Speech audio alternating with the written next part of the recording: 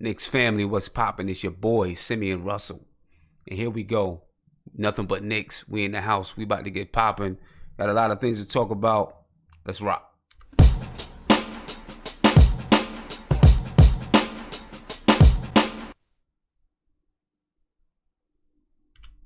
Knicks family, what's good? What's poppin' with you? We here. We in the house. Yes, sir. Few things to talk about. Most notably, Summer League, but I'm pretty sure there's some things that people want to get to before then because good old Stephen A. Smith hit us with a rumor that I'm sure people want to talk about. You know what I'm saying? Big shout out to the chat, Siobhan, Emmanuel, MH, Uptown, Twan, Almighty, Peace God. It's all good. We here. You know what I'm saying? I see a lot of people in the chat. Robert Paris, David Johnson, Ernest, Ian Ernest. Let's rock, man. Let's get with it.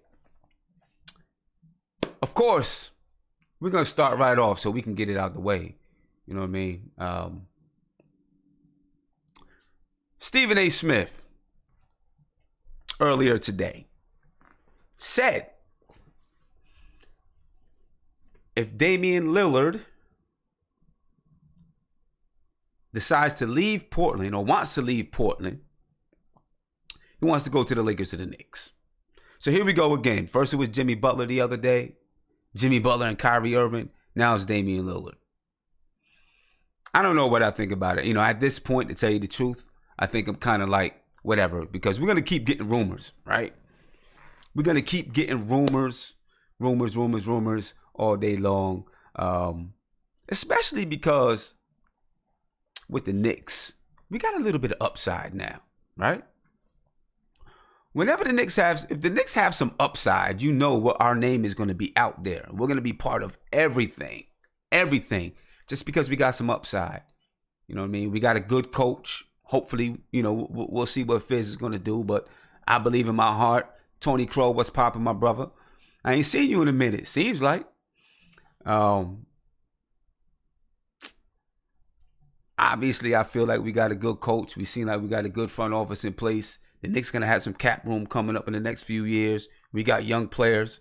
So really I expect to hear our name in a lot of stuff coming up throughout this year, throughout the rest of the summer. We're going to, every time some player is disgruntled or wants to leave or has this or that going on, we're going to hear the Knicks name pop up. And then, during the season, we're going to hear the Knicks name pop up, especially when we get to the trade deadline. We're going to hear the Knicks name pop up. As fans, we got to be careful not to jump on the new, shiny silverware, right? Because it's going to happen. I can guarantee it. It's going to happen. We're going to jump on the new, shiny silverware. You know, listen, I'm gonna bring it up no matter what it is. If there's a rumor out there, a question, I'm gonna ask because I want to know what you guys think about it. You know what I mean? So what do I think about Dame Dollar? You know, I haven't even looked to see what his deal is right now. You know, what's on his contract, how much he's making. I haven't looked to see anything about Dame Dollar. I know the dude can hoop. You know what I mean? I know he can ball. You know what I mean? He drops dimes. Yeah, MH. He drops dimes. And I know he can flow too. I know he can flow. Hey, Dame Dollar, man. Hey, I'll give it to him. Dame Dollar can flow. He's nice. I heard some of his music. The kid is kind of nice. I'll give it to him. You know what I'm saying he can get it. Maybe he would want to come to LA and New York so he can get into that hip hop game, you know, be a little bit more known on the rap scene. I don't know. But right now, what would I do right now? I'm not messing with our kids, man. I'm not doing it. I'm not messing with our kids. 3 years, 90 million left? That's crazy, man. Well, that's not crazy. I mean, I guess it is, and it isn't. That's the way the NBA is right now. 3 years, 90 million. I'm not messing with the kids, though, right now. It's not happening right now. It's got to be in order for me, look, I've said it before. I don't believe any player is untouchable. I don't. I just don't. I don't believe any players are untouchable. Everyone can be touched at some point. You know what I mean? If you plan on getting better, if you plan on your team growing, everyone can be touched. That's just my opinion. But at this point in time, I'm like, let's be easy. Let's go easy. Let's exactly. Right here, Margaret Edwards said, good. No more quick fixes. Exactly. No more quick fixes. We don't need the quick fix. The quick fix doesn't work. You know what I mean? The quick fix doesn't work. Every time I try to do a quick fix around my household, do something real quick just to fix it up, in about 2-3 weeks, it's broken again. Whatever it is, it's broke again. It's broke because I just took the quick way out. You know what I'm saying? Sometimes taking a long road is tough and it's hard. You got to put a little bit more work in, a little bit more time, a little bit more effort. You know what I mean? But it's worth it in the long run.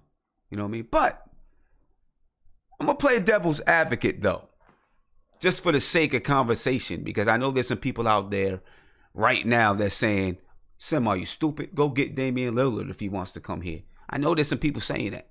So for those who are saying it, and I see you guys talk about Trae Young, calling the kid a bust already. Mr. Tedious, one more time, man, I'm kicking you out. You got to chill, man. Get out of here.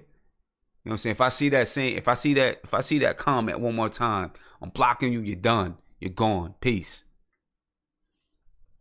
But I mean, you guys already getting on my man Trae Young. Well, I'm not gonna say my man, but you guys already getting on him, calling him a bust already. You know what I'm saying? Let's see what happens. Jeez. Let's get the kid a chance to ball a little bit. You know what I mean? But to play devil's advocate, playing devil's advocate, what would you, and I know there's some people out there that's in the chat, or maybe that's not chatting. Would you trade for Damian Lillard right now if the Portland Trail Blazers called you up and said, let's talk, let's negotiate? Would you do it, and what would you do? I want to know from you guys, what would you do? You know what I mean? Look, I'm not trying to move any of my young guys, right? If I was to consider trading for Damian Lillard, I mean, what would I do? I don't know. You know that they're going to want some young guys out there. They're going to want some young boys. They're going to want some of your young kids. We have an endpoint in mind. We have a vision. We have a plan. I don't want to go away from that plan, especially when we're not ready to pay somebody like Damian Lillard, because we're still working out. We're still figuring out who we are and what we're going to do, right? I mean, we're going to eventually pay somebody that amount of money. Eventually. The only way I would do it, look, I would trade Tim Hardaway Jr. I would. I'm sorry. I know some people, I don't know. I think in this chat, a lot of people are willing to trade Tim Hardaway Jr. I would trade Tim Hardaway Jr. You know what I mean? I would trade Tim Hardaway Jr.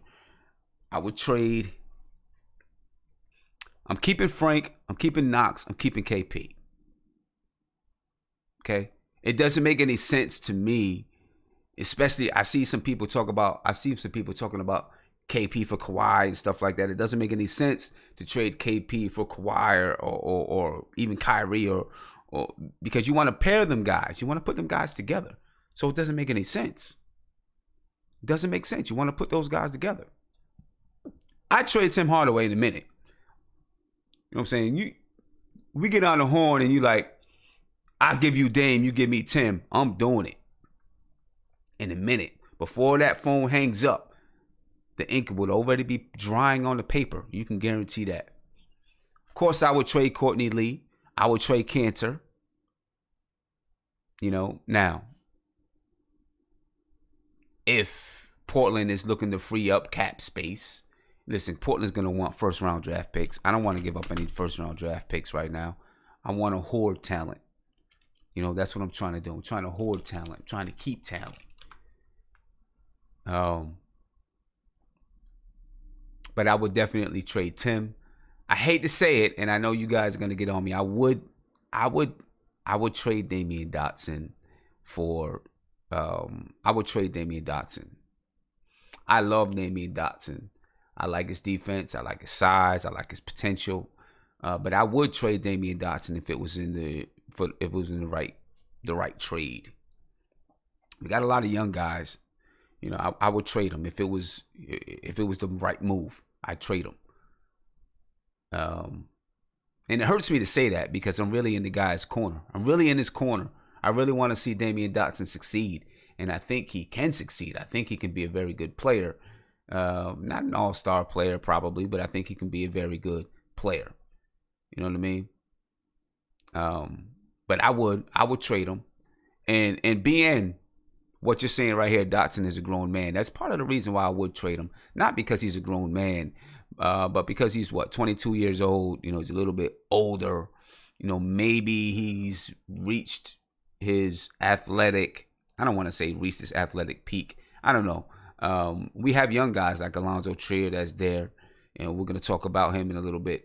So I would move Damian Dotson. I'd move him. Mike Hawks, you say Dotson's going to blow up. You think so? You think Dotson's going to... So when you say blow up, Mike Hawks, when you say blow up, where do you think Dotson's going to be? You think Dotson is going to be an all-star? When you say he's going to blow up, you think he's going to be an all-star? Do you think Dotson is going to be a fringe all-star or just a good role player? I actually think that Dotson will eventually be a good role player in the league. You know what I mean? For someone somewhere, I think he'll be a good role player. I'll give Damian Dotson that. But like someone just said, does Allonzo Trier, does he make Dotson expendable? We're going to talk about Trier. We're going to talk about it. We'll talk about that. What would you give up? What would you give up?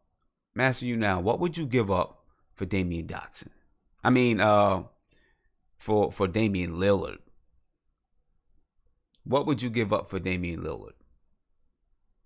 I'm like I said, I'm definitely not giving up. I'm not trying to give up draft picks. If I'm Scott Perry, I'm being stingy right now. I'm being stingy in the league. A lot of guys. I'm just being stingy, and I'm playing hardball, and I'm letting people know. Listen, you're not getting over on us. This is not the Knicks are old. You're not getting over on us. I'm playing hardball with every team that I negotiate with, because we're not desperate. We're not desperate. CP, you're right. We don't have much to offer unless you're giving up the young kids. If you're giving up the young kids, then maybe you have something to offer. But if you're not giving up the young kids, then I don't think there's not much that we have to offer. Unless, Damian Lillard looking at his contract right now. I'm going to pull this up. Like people have been saying. Oh, 1 second. Let me pull that back, get that fixed. So I can pull up the right info for you guys. But looking at Damian Lillard's contract right now, Damian Lillard is making.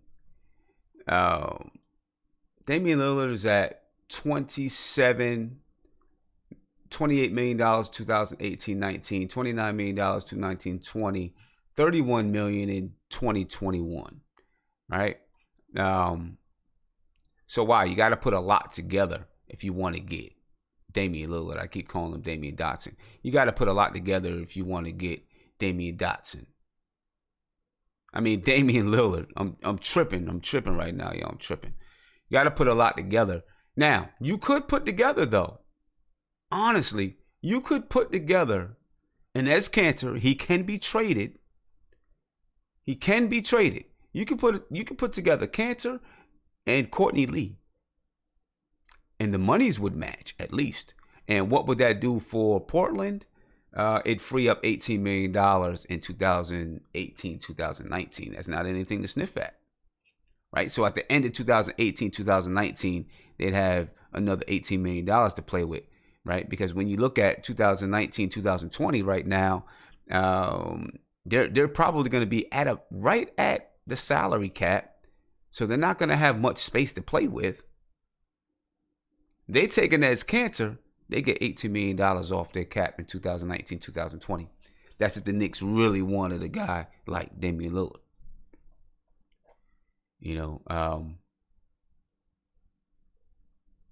And then, Courtney Lee.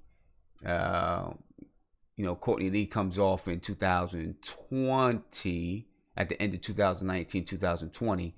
So they still clean some more cap. Right? They still clean some more cap. I'm going to tell you right now, if they said that they would take Cantor and Courtney Lee, I'd do it in a heartbeat. You better believe that. Cantor, Tim Hardaway, Moutier, done? Yeah, that'd be done. Most likely that'd be done. But Cantor and Courtney Lee could get it.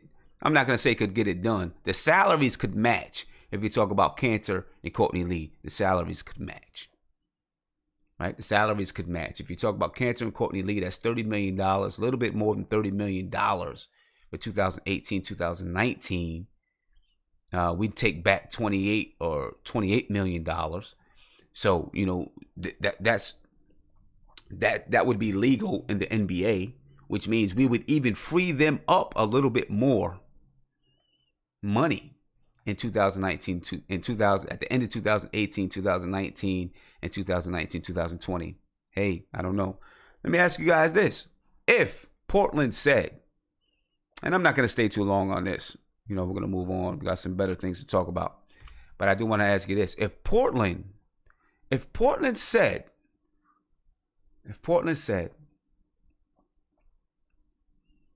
we'll take Cantor, we'll take Courtney Lee, and your 2019 first round draft pick, would you do it? Would you do it?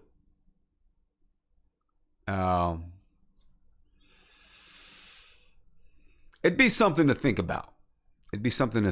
I would not want to give up my draft pick for 2019, but it would be something that I would think about. You have to think about it. It'd be something that I would think about, although I'd be very, very, very hesitant. Hesitant is my word of the day, though. Say that. It's my word of the day. Let me tell you why it's my word of the day. Yes. I see a lot of yes. I see some nopes. I see some passes. But I see yes. They'd give up that first round draft pick. Think about this. Just looking at how old is Dame? I think Dame is. That's a good question. I think Damian Lillard is like 28 maybe.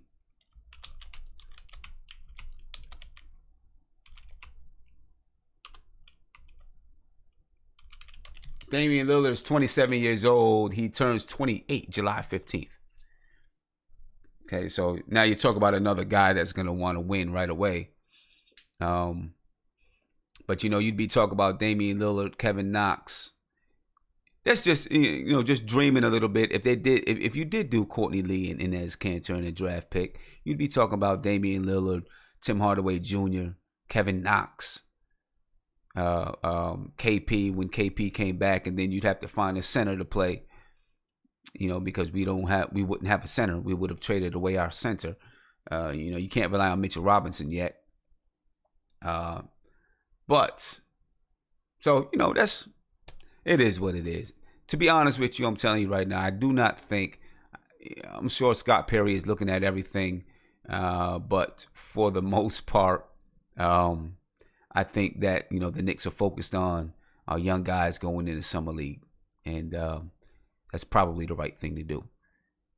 But again, like I said, that 2019 pick, I'd be very hesitant. I would hesitate, greatly hesitate. And let me tell you why that's the word of the day, though. So earlier today, my daughter, my wife, we went to visit a private school because, most of you know I coach AAU. And we work out every Tuesday night. We do drills, skills, all skills. We don't work on plays. We do all skills. Ball handling, footwork, working on balance, doing some things like that.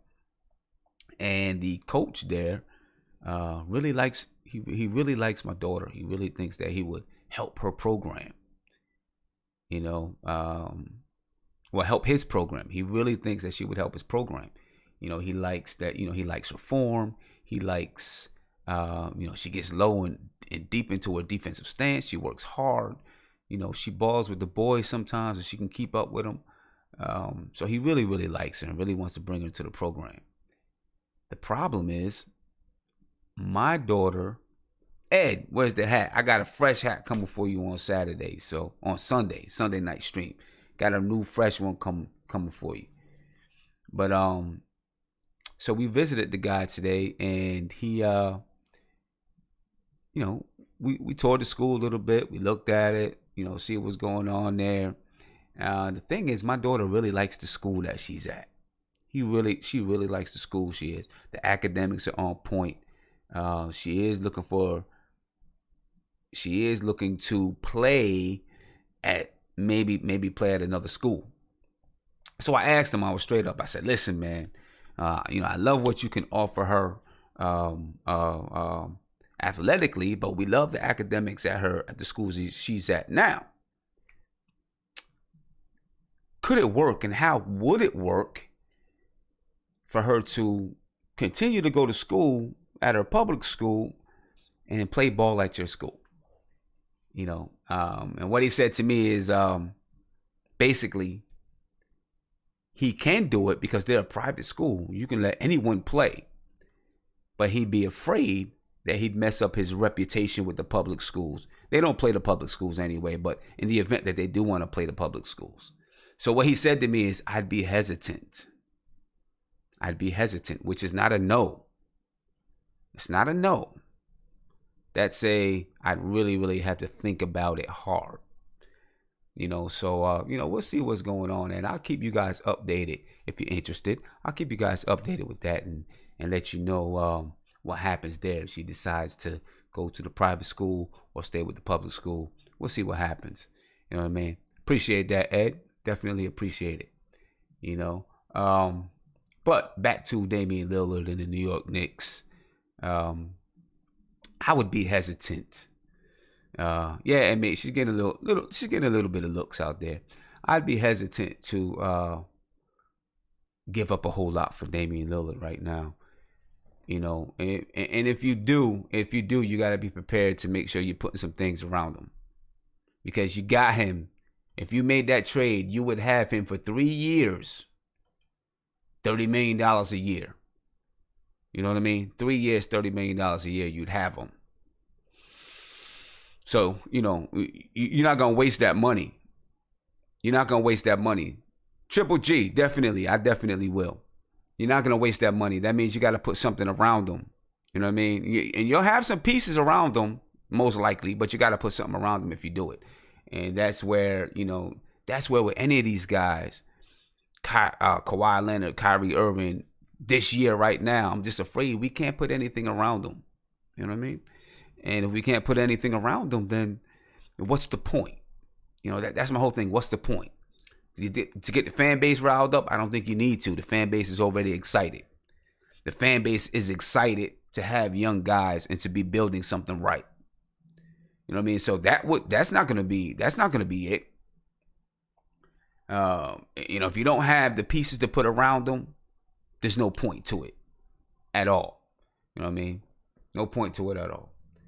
So let me give a shout out to my super chats. Siobhan Robinson, thank you for the super chat. You said, if we keep Frank and Knox, you'll do it. You know what? I mean, that's one thing. You got to keep Frank, Knox, KP. Those guys got to stay, right? Then you said Allonzo Trier is going to make Dotson expendable. I read that, and you know what? You could be right there. You could be right. I'm pretty sure that they want to see what he's going to do. They want to see him in. They want to see him in summer league. I'm sure they've been seeing him in practice.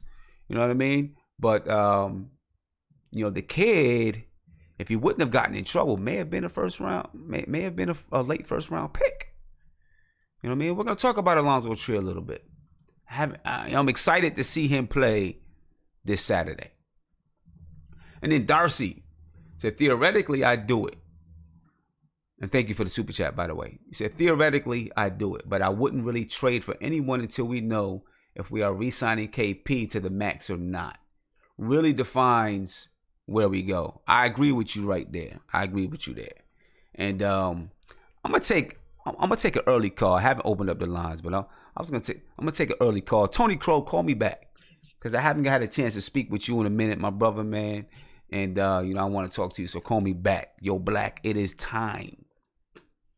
For sure, it's time, Black. Yo, Black, it's time. You know what I mean? So Tony Crow, give me a call back. Give me a call back, since I didn't get you. I just missed you. You know what I mean? But basically, for Knicks rumors, that's really it. Not many more Knicks rumors going on. You know what I mean? Not many more Knicks rumors going on. It's quiet. We don't know. We're still waiting to see what the Knicks are going to do next. You know what I mean? We're still waiting to see, where the Knicks are going to go with their next free agent. They still have a little bit of money. And as a matter of fact, the mid-level exception, I think, has been moved up to $9 million, I believe. So that gives them about $3.5 million more of the mid-level exception that they can use. You know what I mean? We'll see where and then we still have another exception, whatever it's called, some other exception that we can use as well. So we see what's going to happen there. You know what I mean? We'll see what's going to happen there. Tony Crow, man, what's up? Yo, Black, it's time. Shout out chilling, to the man. chat. What's up, Sim? I'm chilling, man. It's been a minute. It's been a minute. Seems like life caught up to me. I had a wedding and a funeral and a graduation, and you know what I mean? Yeah, I'm with you, man. I remember you was telling me in draft time, and I know you guys see me adjusting some of these videos and stuff like that up here. My computer shut down earlier, so when the computer shut down, for some reason the software gets all out of whack. Then I get online and everything's all crazy. But sorry to hear about a death in your family, man. Yeah, I appreciate it, bro. It's tough. She was 86, so she lived a long good life. She lived a long life. Yeah, that's a blessing. That's a blessing for sure. So I watched all the videos. I just couldn't, I just couldn't Skype in. Yeah. But I watched the thing. The last one, Knicks Fan TV, I think he was right on point for everything he was talking about. Yeah. But I'm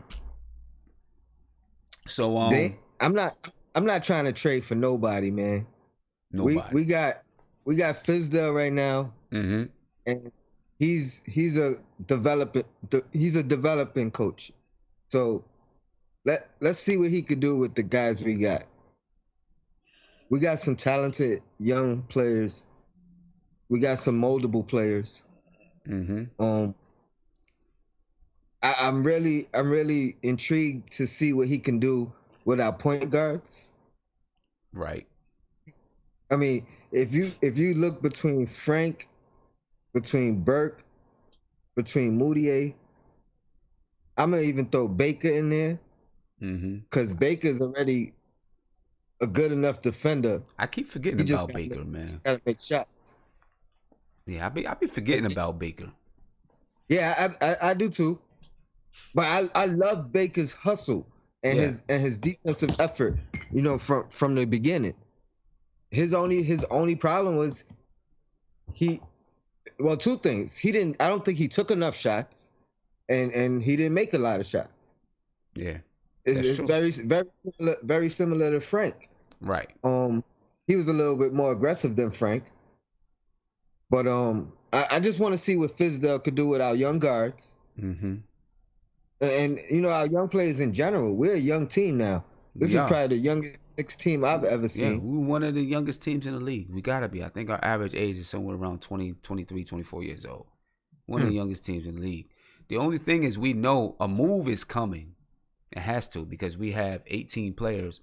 We're only allowed to have 15 players on the roster and 2 two-way players. So we have 18 right now. Right. So a move Yeah, is coming somewhere. So it's either, a player is going to be waived, or there's going to be a trade where, you're taking back one player and giving up two players. You know what I mean? Well, I think the two-way contracts are set. Right. Those are set. Those are signed as a set. It's Isiah, Hicks, and Allonzo Trier. So those two guys aren't going nowhere. No, they're set. I think we just signed Cornette to the big team. Yep. Right.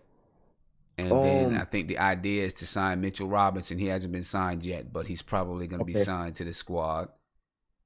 Yeah, I like that kid too, man. Mm-hmm. I like that kid too. Projected lottery pick coming out of high school. Right. And then, I mean, I even question, why is this kid not going to the combine? And lo and behold, I think that might be the reason we have him right now. Yeah, I believe so. I think if he went to the combine, looking at some of the videos I watched, and at least with his athleticism, someone would have took him in the late first round, I think. Absolutely. And then I was I don't even know the video, so I can't credit him, but I was watching actually it might have been the Mad Good Knicks show. Mm-hmm. Might have been them. But I was watching them, and they said so whoever he was working out with all year, rather than playing in college, has ties to either Fizdale or Perry. Okay. So they had the scoop on him. Right. All year, which a lot of the teams didn't. I mean, the thing that's really encouraging is out of high school, he was ranked third behind DeAndre Ayton and I can't think of his name. Mo Bamba. Right. He was ranked third behind them as the third best center to come out of high school. So, the kid has some talent. I am concerned that he hasn't played in over 15 months. So, it's going to take him some time to get in shape, but he'll be good. I just read a quote from Fizdale talking about the kid showing no rust. No rust. And he was expecting if anybody to be rusty, it'd be this kid. Right. And he's showing no rust. Okay, that's what's up. Yeah, I actually got a video I'm gonna show a little bit later where he's talking, Mitchell Robinson talking, and he's saying, he feels he can come right in and perform. Yeah. And then Enes Kanter gave him a little shout out and said this kid is gonna be good. You know? So I'm excited about the young team. I don't want to trade for nobody. If somebody want to come, we get them in a free agency. Now, see, I don't want to trade. Like, I'm willing to make a trade if it's not our young guys, right? If we were trading Kanter, Courtney Lee, one of them type guys, Lance Thomas, if we was trading them for something, I'm cool with that. I don't want to touch the young guys. I would, if something really, really came up and they said, we want Damian Dotson and like you had a player that you're like, wow, we can really use this guy, I would. You know what I mean? But, but like Kevin Knox, Frank, Mitchell Robinson, KP, I'm not trying to touch them guys at all. I agree 100%. I mean, if anybody's going to go, it's like you've been saying, I'll do something with Hardaway. I'll do something with Lee. Mm-hmm. I mean, obviously, I think one of our guards got to go anyway. Right. Like, one of them's going to go. Somebody's going to go. Something's going to happen with one of these guys. So I'm really not mad at any of them. As long as we keeping Frank, I'm not mad at any of the guard going. So yeah, I mean, I think we got options, but I'm not forcing nothing, and I'm not worried about these rumors. If guys want to come here, then they need to use that as leverage, and not give up the farm or potential first round picks. I would do a swap, a pick swap, but I don't want to lose a pick completely. Yeah. So I might consider that. They maybe take our higher pick if it happens to be, and we take their lower pick. But I don't want to just give up a pick. Yeah, I'm with you on that. I don't want to just give up a pick either. I'm just loving the front office. I'm loving the coach. He's. I don't even remember ever hearing players, whether they're rookies or Super Mario, talk like Fizdale's the reason he signed. The reason he's here. Yeah. You know what I mean? Right. The young kids are always talking about him. I can't even think of. I don't think this happened in my lifetime. Me either. I don't remember it ever being like this, where it already feels like the team is close. They're excited about getting out there playing. Feels like they have a brotherhood going on. You know what I mean? Yeah, it's all positive. And there were people, and I think BN a lot. I remember a little while ago was asking about, culture change and how much it really means. This is a culture change right here. What you're witnessing, what you're seeing, how the players feel. That's a culture change. Absolutely. Yeah, it's a big culture change. And you know what else is a culture change? Us not giving up first round picks. Yeah. Right. Us sticking to our guns. Exactly. Yeah. This hasn't been done with this team. Hasn't. I don't think we've ever really truly rebuilt, from the ground up. So, yeah, I'm definitely excited. I ain't gonna lie. I'm excited. I'm real excited. You got a video? Say that again. You said you got a video? You got a video or something coming up with Allonzo? Yeah, I got short videos from Twitter. Allonzo Trier, some of Mitchell Robinson, Fizdale too. Fizdale had a hell of a quote. Where he said, he said nobody is guaranteed a starting spot coming up this year. Nobody, right? He said everybody. He's working everybody out, and they asked why, and he said because you eat what you kill. As we said, you eat what you kill. You know what I mean? Hound dogs. That's right. Putting them hound dogs out there. You eat what you kill. So he's like, and that's the motto they're going by. You eat what you kill. And if you deserve the spot, you get the spot. If not, sit your ass on the bench. You know what else I've been hearing? From not even Knicks fans, but just people around the league. Mm-hmm. That the Knicks could win Summer League. Yeah, we probably could. We got a squad, man. Yeah. Right. And I've been hearing this, from a couple different outlets. Yeah. This is good times, man. Yeah, it is. Yeah. We got a little squad coming in the Summer League, man. We got a squad, so we'll see what happens, man. Hopefully, I'm excited. We start this winning thing off early. Come out here, win Summer League, bring that feeling into the season. So what's up? Back. Yeah. Back. All right, Tony, man. I'm glad you called in. Hope everything with your family is good. You know what I mean? Yeah, we work on it, man. It's work in progress. That's what's up. Yeah. But, keep working towards it. Keep working on it. Yo, Blackest Time. I'm back. Yo, Sim, I know you about to blow up.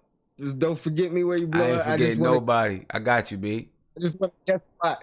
You know what I mean? I got you. Matter of fact, I was thinking about something today. I'm gonna hit you up. I'm gonna hit you up on Twitter. All right. No doubt, yo. I'm gonna hit you in the DMs. When I get off of here, I'm gonna hit you in the DM. All right, bro. No doubt. Right, peace, man. Yes, sir. My man Tony Crow, man. Ron Cleveland. Man, what's popping? What's popping, bro? How you feeling? Man, Sim, man, hey, words can't describe how I feel, man. You remember when I told you I was in a depressive state when we had all the idiot name I wouldn't even call as our coach? Man, it's like a you know what I mean? Like somebody turn the light on, man. The way I feel now, man. It's just like it's so refreshing, man. Yeah. Like no longer feeling like your team is a laughing stock of the league. Them days is gone for us, man. Right. That's gone, right. And I echo everything. Tony Crow must have read my mind tonight, man. I'm on board with his thinking. Mm-hmm. Anybody want to come to New York, man? I ain't trading nobody, man. I'm sick of that, man. Yeah. I hear you. And listen, teams. See, part of the reason why the Knicks we are always mentioned in trade talks, right? It's going to happen. One. We're the Knicks. We're in New York. Mm-hmm. We always need something. It's been like so for so long. It's been that we always need something, right? Oh yeah. But then two, you got players.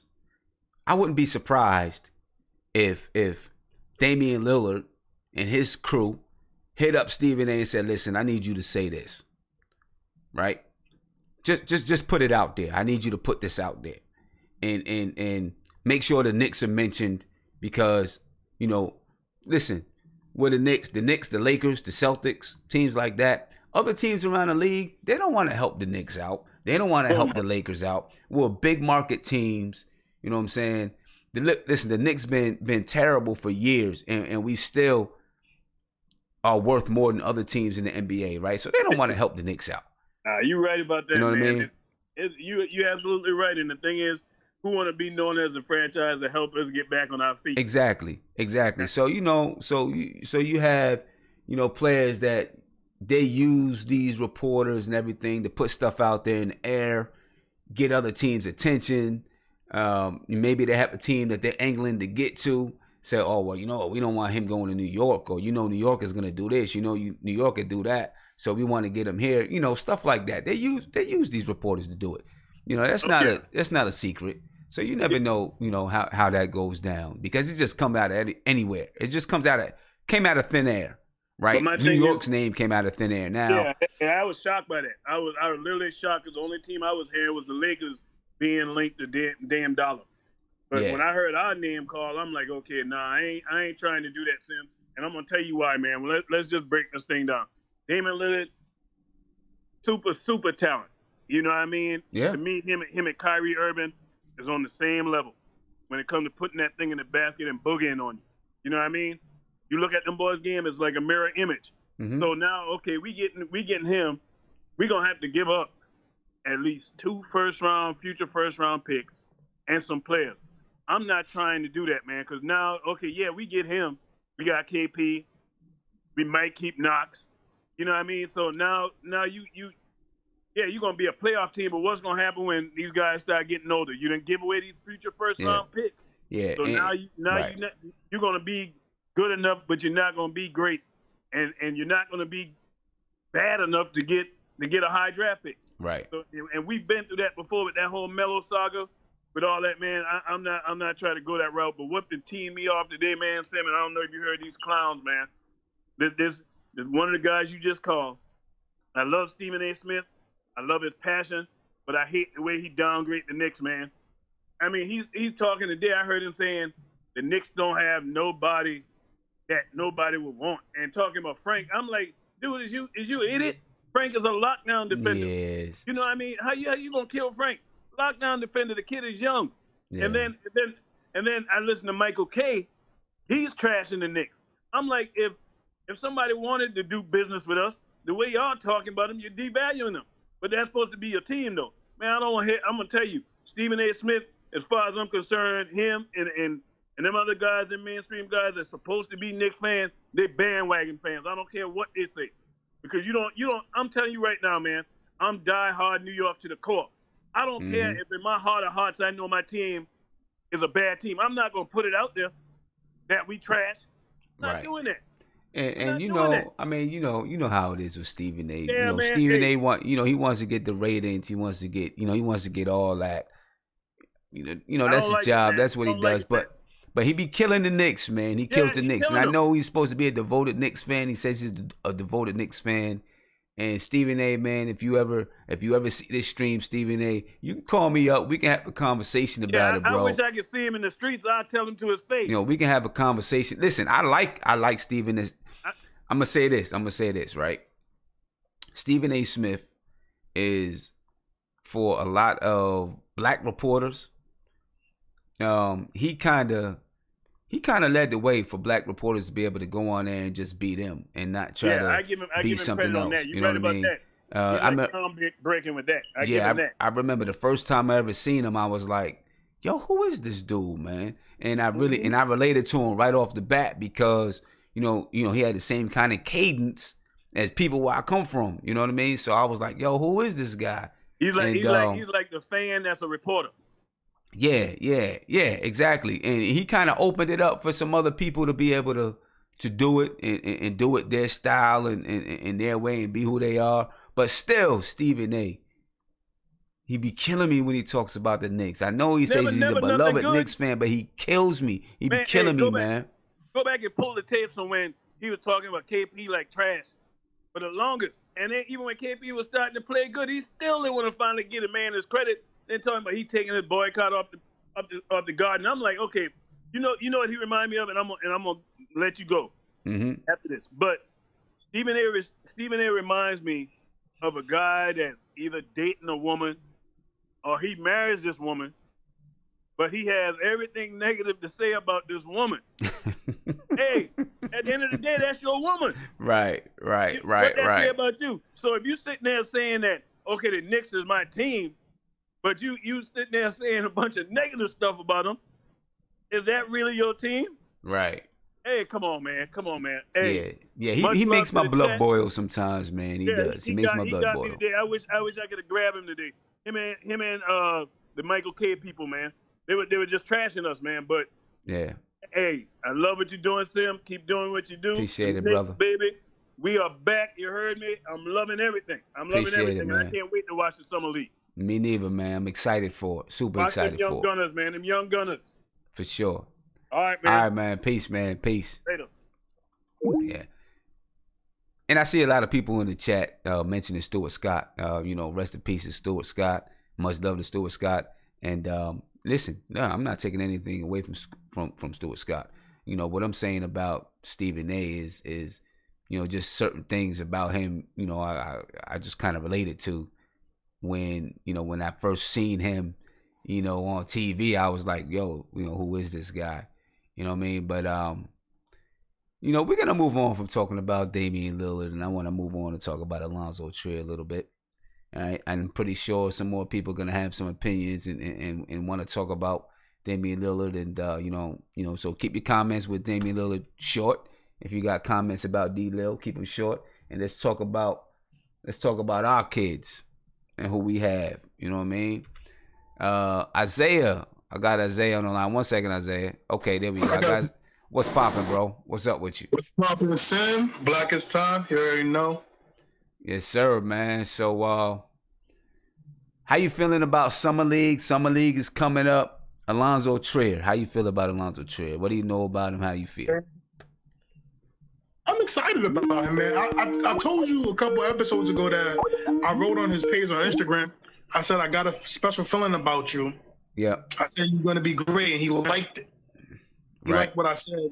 And I was like, yo, man, he's humble. He interacts with fans. I think he's going to be special, man. I think he's going to be really good, and I'm excited for him. I can't wait. I get off at 6 o'clock.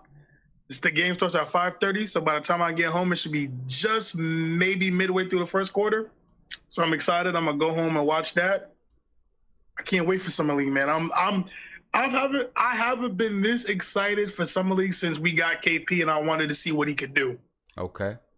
That was the last time I was really excited about Summer League, man. Yeah. Yeah, man.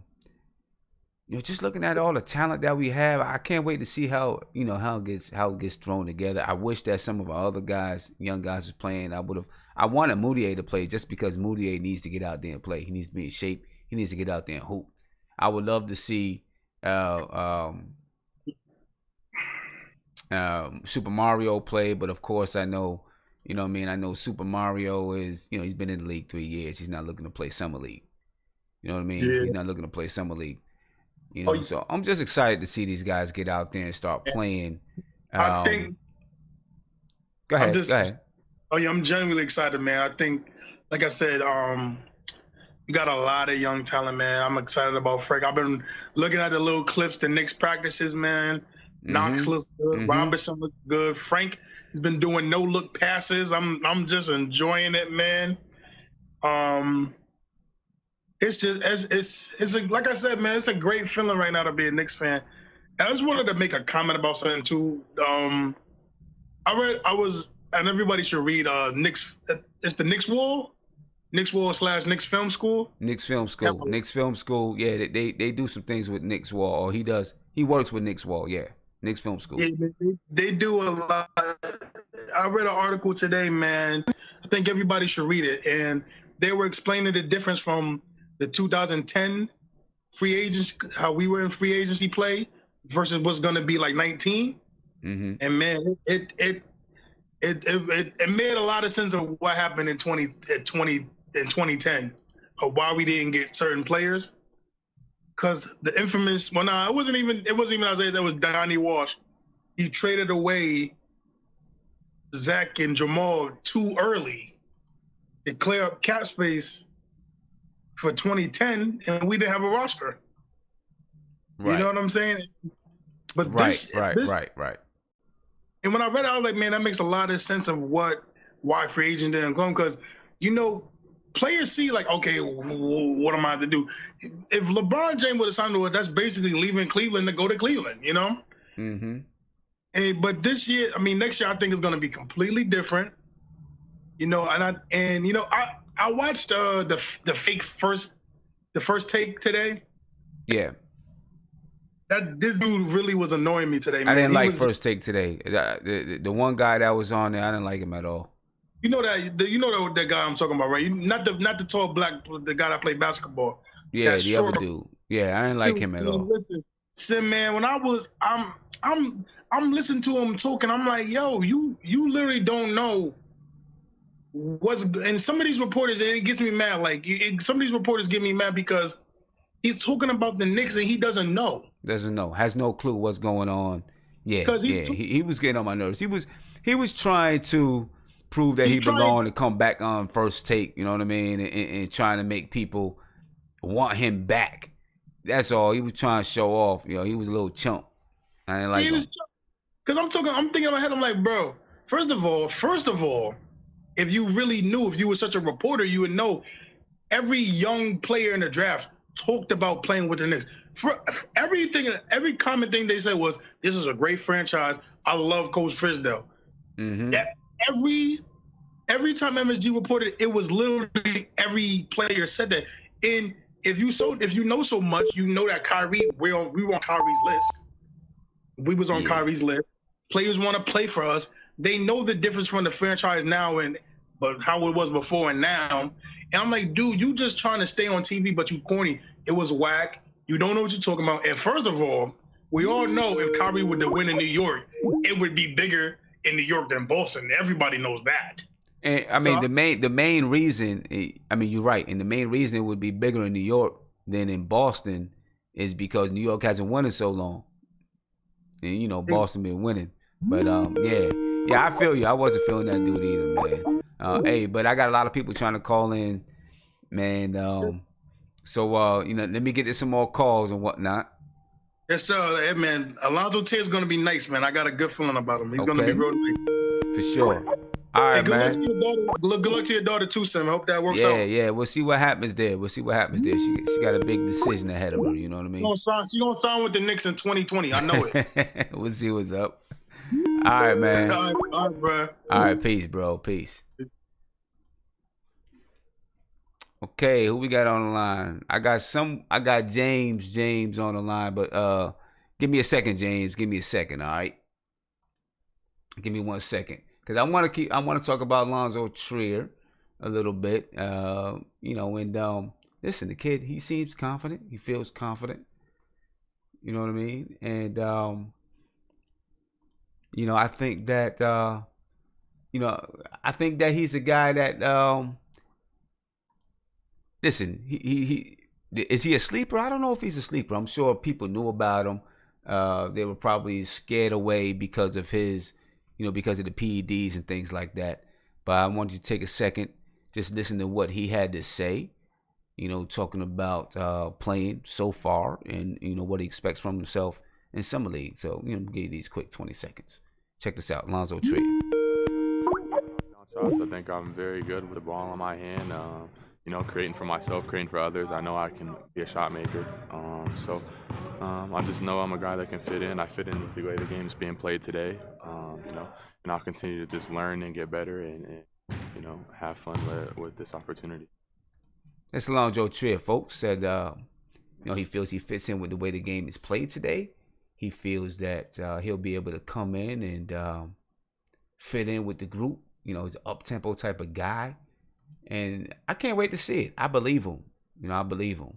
And I know you guys, I heard you guys talking about, this move he put on Frank. You know what I mean? It's all good. But I mean, but he looks like a guy that can play. He looks very young. He looks young. He looks like he needs to build his strength. You know what I mean? Skinny. You can see him right here. Kind of small. Needs to build his strength. But we might have found. I don't know if I want to say a diamond in the rough or anything like that. But we might have found someone that we might have picked one out, and he may make some guys expendable. We'll see what he does in summer league. See how things work in the G League as he's moving, back and forth between the G League and the NBA. And listen, we got guards. We got crazy guards. Some of these guys are going to be expendable. You know what I mean? Tim Hardaway Jr., we know what his contract is like. I'm hoping that he becomes expendable and that, we can get rid of that contract and let one of these shooting guards step in. I don't know how we get rid of that contract, though. It'd be hard, but, here you go. You got Trier right there. Put the move. Nice little take to the basket. We need guys like that. We need guys that can go get it like that. You know what I mean? So, on the call, I got James. What's popping, bro? How you feeling? It's good, brethren. Yeah, I'm feeling so good about this Knicks team, man. Like, first and foremost, on the sports reporters, man, y'all guys got to stop putting faith in these guys, man. Most of them are shills. Like, they know nothing about 90% of the sports they provide. I mean, it's LeBron watch and all this crap every single day. You got guys out fake news, fake facts, and like honestly, they drove me to look to guys like you and all the people on YouTube and whatnot who actually like provide critical analysis and stats and things like that. So don't take what these guys say seriously. No one does. That's why their ratings are falling pretty badly. Okay. But on the Knicks, man, like I'm really optimistic about Frank Ntilikina, man. Like I think the thing that throws a lot of people off is that they look at the Steph Currys and they look at the James Hardens and they try to fit every point guard into that mold, right? If you're not a person who could do the D and 3, you can't be anything. If you're not a guy who can hit the 3 from 50 feet out, you're not as good. But if you look at the playoffs and if you even look at the regular season, some of the teams, say for instance, that gave Golden State Warriors problems were the teams that one posted up, like the Pelicans when they had Cousins and what's this kid's name, AD, and they slowed the game down, which it seems like no one wants to do that. And another thing is that you saw in the playoffs, guys like Drew Holiday, guys like Rondo, they're not the greatest shooters, but they were able to be effective in the playoffs. And I think that if we can get Frank Ntilikina to be more, this may sound crazy, but more of a Jason Kidd type, where he's actually, he'll get in the post and operate more from the post and have guys, because we have so many guys now who can shoot off the dribble. I know we don't like Courtney anymore or whatnot, but guy like Courtney Lee, Damian Dotson. I think Damian Dotson was just a little cold and nervous last year, but when he got hot, and he's a guy who can hit off the dribble. You got even Tim Hardaway who can hit off the dribble. Kevin Knox, his game is off ball mostly. Hazonia is off ball mostly. And I think instead of trying to be this team like the Golden State Warriors, where we do a lot of high pick and rolls and have the shooter, shoot 30 feet out or whatever, blah, blah, blah. I think we have it where we have Frank Ntilikina operate from down low. Like, if you remember how LeBron James, I'm not comparing to LeBron James, but remember how LeBron James operated from the post against the OKC Thunder in the playoffs. He killed the OKC Thunder in the playoffs, obviously because he has the strength to back up. But you remember Mike Miller and all those guys are running around picks, and he would find an open man. He'll hit that diagonal pass. Yeah, that's much like in 2012, 2013, the Knicks tried to do that with Melo. Right, they would give Melo the ball in the post. Now we didn't have a lot of guys cutting, but you give it to him in the post. He kick it back out. They swing the ball. And a lot of times you got a hockey assist. Melo never got that much credit for that. That's one thing I could say. He never got as much credit as maybe he could have when in that 2012-2013 season. I know he averaged 28 points a game or whatever it is. And he got, always had the label of being the ISO guy. But he, in that 2012-13 season, he had a lot of catches in the post. He kick it back out. They swing it to an open jump shooter. Right. You know what I mean? But, yeah, so I see what you're saying. Yeah, and like I think that was that the year with Steve Novak where we would set those Steve Novak. Yep.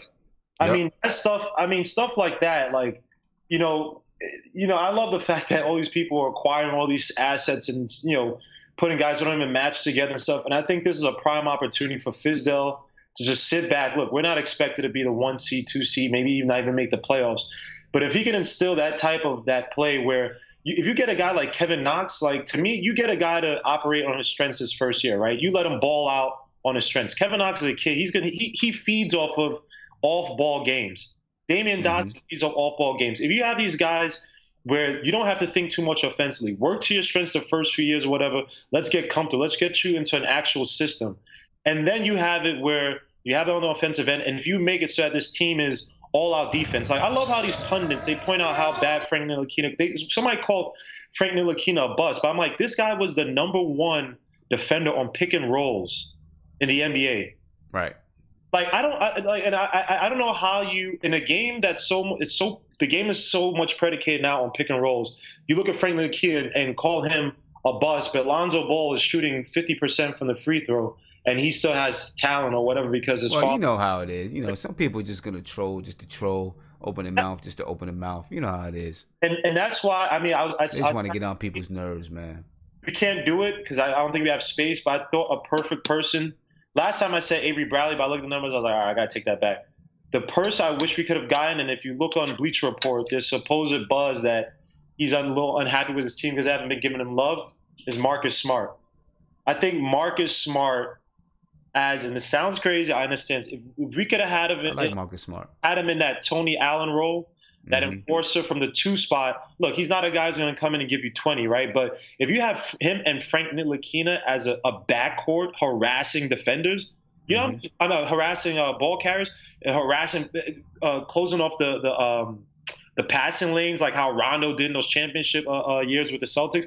We need that type of mindset where you have a veteran and you have the young kids working hard on defense, where then it permeates to everybody. Look, we understand that players just not going to be good defensively, but if Fizdale could somehow, and I know we can't get Marcus Smart anymore, but maybe next year or something, we get some type of veteran. No, I get what you're saying. I mean, listen, I always liked Marcus Smart. He's got that kind of mentality that we want on the team. You know what I mean? Always liked Marcus Smart. I mean, yeah, I bet I'll leave right now, but I'm happy. No, good call, Saturday. Man. A lot of great points. My last thing, I do hope Fizdale, I hope he does a mind tricks where he gets someone to get Frankie mad, like get him mad at practice, foul him a little bit hard, talk about how trash he is, something to get him more like in that killer assassin mindset. Not say that should be his game, but if Frank can have that gusto in him, I think we'd be straight, man. So yeah, I know exactly what you mean. Just somebody to get under his skin, and get him mad, and then see what he does when he's mad. I got you. I hear you. I feel you. Got him. So thanks for taking my call, man. Peace out. I'm in the chat room. Peace, man. Appreciate it.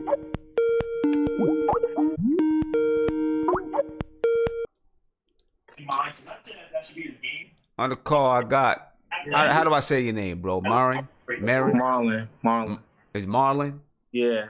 Okay, what's poppin' with you, man? How you feel? I'm good. How are you? Shout out to the chat. I'm good. Yeah, so give me your take, man. What do you think about Allonzo Trier? What do you think about Summer League guys? What's poppin' with it? It's good. Allonzo Trier, he's decent. I mean, he won't. Then they don't let the guys that they just signed onto the court right away. So, yeah. Say that again. They don't let the young guy, like, they pick guys up for the 2-way contracts. He won't see the main event court. Like, he won't play in the regular game. Yeah, he might not. We'll see what happens. You know what I mean? He may not play in the regular game yet. But just like Cornette and whoever else was on the 2-way last year, I don't remember. Yeah. Maybe it was Isiah Hicks. Just like them guys last year, they eventually got their chance. I think there's 40-something games where they can play.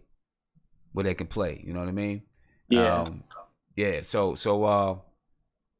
how you feel about Summer League? Summer League, I'm excited. I can't wait. I want to see what Kevin Knox have to do on the court. Yeah, Kevin Knox. I mean, you know, we got a lot. We got young guys with talent, and I'll tell you what. I mean, with with the guys we picked up, Allonzo Trier, Mitchell Robinson.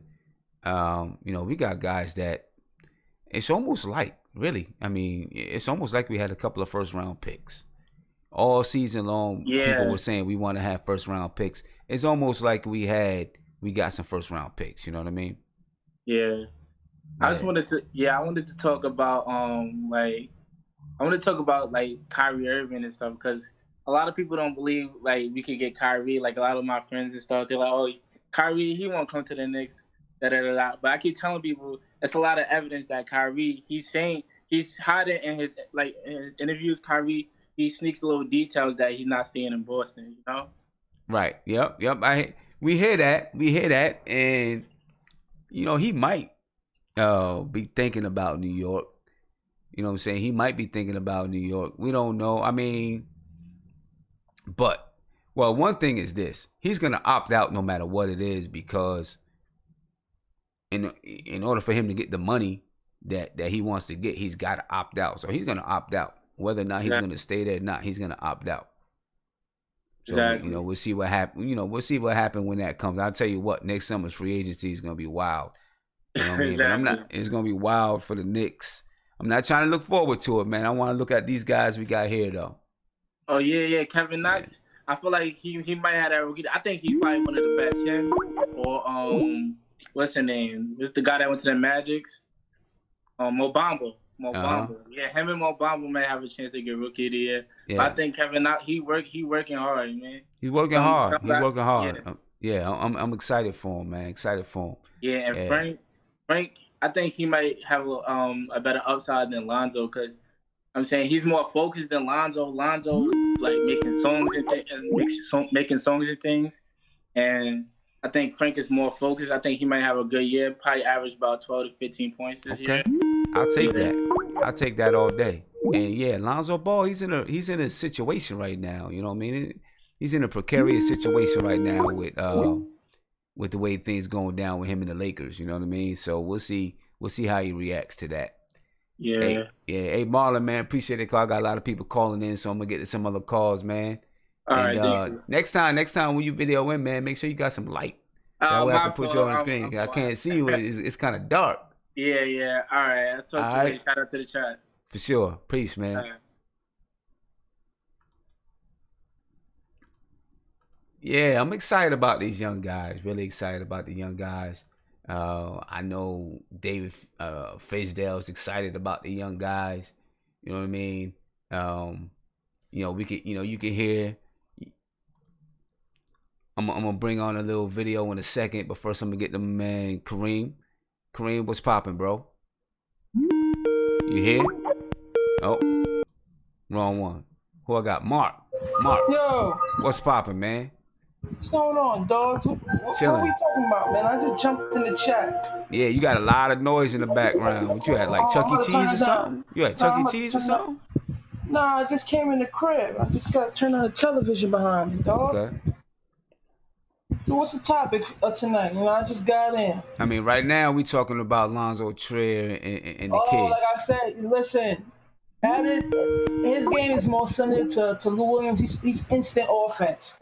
Okay. Instantly. And he's like I said, he should have went drafted. He should have went drafted in this draft. Because we're not blocking. Like I said, that's a great pick for us. 3 or 4. He's gonna put buckets. He's just instantly buckets, and we could use that for the bench. Yeah. So do you think? And this is the question I've been trying to get to with Allonzo Trier. Do you think at some point during this season, or do you think we make, we're going to make some moves because we got guards. We're going to make some moves. Honestly, because there's some teams that's going to want players that's trying to make the playoffs. Right. In the West. I'm telling you right now, that Tim Hardaway guy, he's going to be one of these trade chips. It's to a point, I will get rid of him for like a second round pick, and whoever. Just get him off this team, period. For me, he does nothing for me, honestly. Just that contract really makes me mad. Okay, so do you think Allonzo Trier at some point during the season will be on the court for the New York Knicks? Yeah, possibly, because one thing about him, he is like, people say he's not a great defender. You know what he is? He's a good team defender. He ain't like a one-on-one, I'll check you. Okay. But he ain't bad. He ain't like awful. He's not gonna let people blow past him. He's gotta learn. He just gotta move his feet a little better. But he's good. To me, he's better than Tim Hardaway. Because Tim Hardaway has flat feet, and he can't guard a lick. If y'all watching. Okay. So you see him at some point during the season actually being on the squad. Yeah, actually being on the Knicks. He's relentless going to the right. He's just relentless scoring. Like, once he get the ball in his hand, he's just gonna go. And sometimes coaches like that, especially as our team, we need that. Because if you look past season, we couldn't really score like that. We didn't have somebody that could really score on a consistent basis. We had to like really just pray that someone made a shot. You know what I'm saying? So like I said, he is one. That's why I said we drafted so well in this draft, and it's so just when that 36 pick came and we drafted that Mitchell kid. I swear to God, I was so happy. And I was telling my friends, there's another guard on this. I think it was another forward on Arizona that could go too, but we didn't get him. He was another forward or guard, another big small forward guard that could play. But I'm glad we got Allonzo Trier. But like I said, we're gonna do a whole bunch of cleaning up. A lot of these players you think are gonna stay here, like Troy Williams, I don't think he's gonna be here for long. I don't think he'll be. Yeah. You don't think Troy Williams has a place with this team? I'm gonna tell you why. Because we have Hazonia, and Hazonia is a better player than him. And True. Right now, Allonzo Trier is way better. Offensively, is better than Troy Williams. He's like kind of one-dimensional. But he really can't shoot. But see, I think, and you're right, he can't shoot. We'll see if he developed it and if he worked on it over the off season. Like but I think he fits. I think he fits into what the Knicks want to do. Right? He plays defense. He plays fast. He's athletic. He can get up and down the floor. What it all depends on if we keep him. If they get rid of Moutier, I hope they do. If we get rid of Moutier, I feel like Fizz like Moutier, but I don't know if they want to keep him or if they want to get rid of him. Right. If they get rid of him, we could keep Troy, because honestly, we have like at least 7 to 8 like guards forwards if you look at it. Yeah, but I think that's what they're trying to do. You know, they're gonna move some of these guards. Yeah. Courtney Lee is gonna be gone. There's gonna be I think there'll probably be another guard gone. I mean, they've got to move somebody because, like I said earlier, we have 18 players. 2 of them are two-way players. Yeah, Hicks gotta go. So somebody's gonna go. They already signed Hicks. They signed him to a two-way. A two-way? Oh well, he could go back to the D-League. We just got his rights. That's what it means. Yeah. Got his rights. Yeah, I mean, but he can come back and forth. He can come back and forth. Yeah. You know what I mean? So I guess they see something in him. They want to try to develop him. I want to say something about Frank, my guy. I want people to understand something about him. He's not like he's not a point guard per se. He's a playmaking guard, meaning he's interchangeable. He go from 1 to 2. Right. Because people trying to fit him into this point guard role. He's not that. He's not that. He's interchangeable, meaning go from the 1 to the 2, because he has the ability to get to the rack when he wants. If he would have got the minutes last year, because he only averaged 20 minutes, and what is that? You really don't have time to really show your offensive ability, and it's his first year. People gotta give him a break, man. He's only 19. And 19. It really pissed me off last year too, because everyone, he's a kid. He's only gonna play 20 something. I'm like, yo, he's a kid. He's 18 years old. Give him 30 minutes a game. And the reason why I won't even give him up, because when they first drafted him, I just wanted him for his defense, because what what we call his fundamental defensively. I haven't seen a guard play the way he plays, the way he uses his angle, the way he uses his hands, the way he positions himself. That's why he's like top 2 in pick and roll defense, because his fundamentals disrupts people's offense. If y'all watch it, it's fundamental to disrupt people's offense. That's how he's supposed to play defense as a guard. And what really made me happy when he went against Kyrie, and when he stopped Kyrie in the last, like, let's say 3 minutes, it was the last 3 minutes, and he locked him up in the corner, and he let I've never seen a guard allow Kyrie to work. He worked Kyrie where the point where he stopped, where he lost his dribble, and Kyrie don't lose his dribble like that. Yeah, you're right. Don't lose his dribble. But what's going to be great with Frank is if in free agent time, if we get a scoring guard, because we're going to need that. He's going to be great for that scoring guard because he can handle it, while sometimes a guard can come off screens and shoot it. But this year, all depends on Frank's offensive prowess. If he stepped up with his shooting, because to me, I think he can shoot the ball. He just didn't have enough shot attempts and enough time to do it. But his jump shot ain't broken. It is fluent. Yeah. His jump shot is fluent. Yeah. It's just we didn't see enough of it.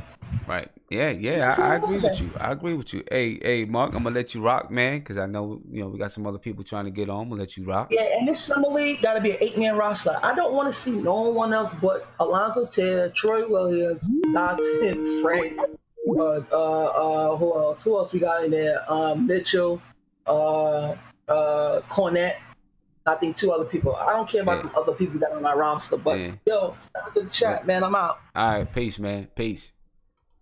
Good old Mark. That's the man, though. I got to give it to him. That's the man. That's my man right there. I got on the line Carl Jean. Hey, Carl Jean, let me put you on hold for a minute. All right. And because I want to show this. I want to show this video right quick. All right. So this is Fizdale talking about the young guys. All right, check this out. Listen up real quick. Dave Fizdale talking about the young guys.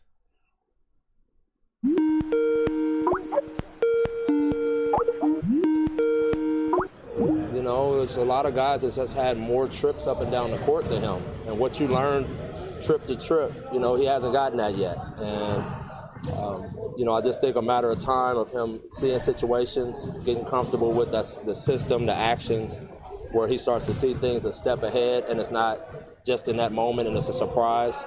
But that's going to come. Again, it's just reps and, going through your offense and your defense over and over again. But the kid picks up stuff really fast. What have you seen from Knox in a couple practices that points out to you? It's just so skilled. Yeah. Skill set is just, he's got a really high skill set. And it's just fun to watch him and Mitchell out there with that wingspan. I got a crush on wingspan. So to see some of the plays he can make just from his natural ability, he's probably got, and this is bad for my defense because we're not blocking out well enough, but he's got 3 or 4 tip dunks in live action that not a lot of people could have went to where he went to get it. So it's been fun just watching these young athletes fly around. Is there anything you learned about Frank that maybe you didn't know coming in? No, I think I got a good feel for Frank. I really do. The kid that he is, what he stands for, how he works. He's a diligent guy. He cares. He wants to win. He wants to please. Again, it's just me with him. It's just constantly showing him opportunities to be more aggressive, more assertive. But the guy is just, he's a pleasure. He's as professional of a player as I've ever been around. And that's despite his age. He has a real maturity to him. I think you guys know it through the interview process and stuff. This kid is a quality young man. Yeah, there we go. Dave Fizdale talk about the young kids, man. And, I like to hear the things that he's saying about our young guys, especially the athleticism that he's talking about, with these guys, because we haven't seen it in such a long time. It was for us last year when we seen, what's his name, Troy Williams getting up and down the floor. It was so, we were like shell shocked, right? Because we're like, we hardly ever have guys like this. You know what I mean? So it's welcomed. It's welcomed. Carl Jean, what's popping, my man? What up, Sim? How you doing, man? Chilling, man. Chilling. Man, I'm glad to be on, for real though. For real. This first time calling in? First time, yeah, man. Appreciate it. Welcome.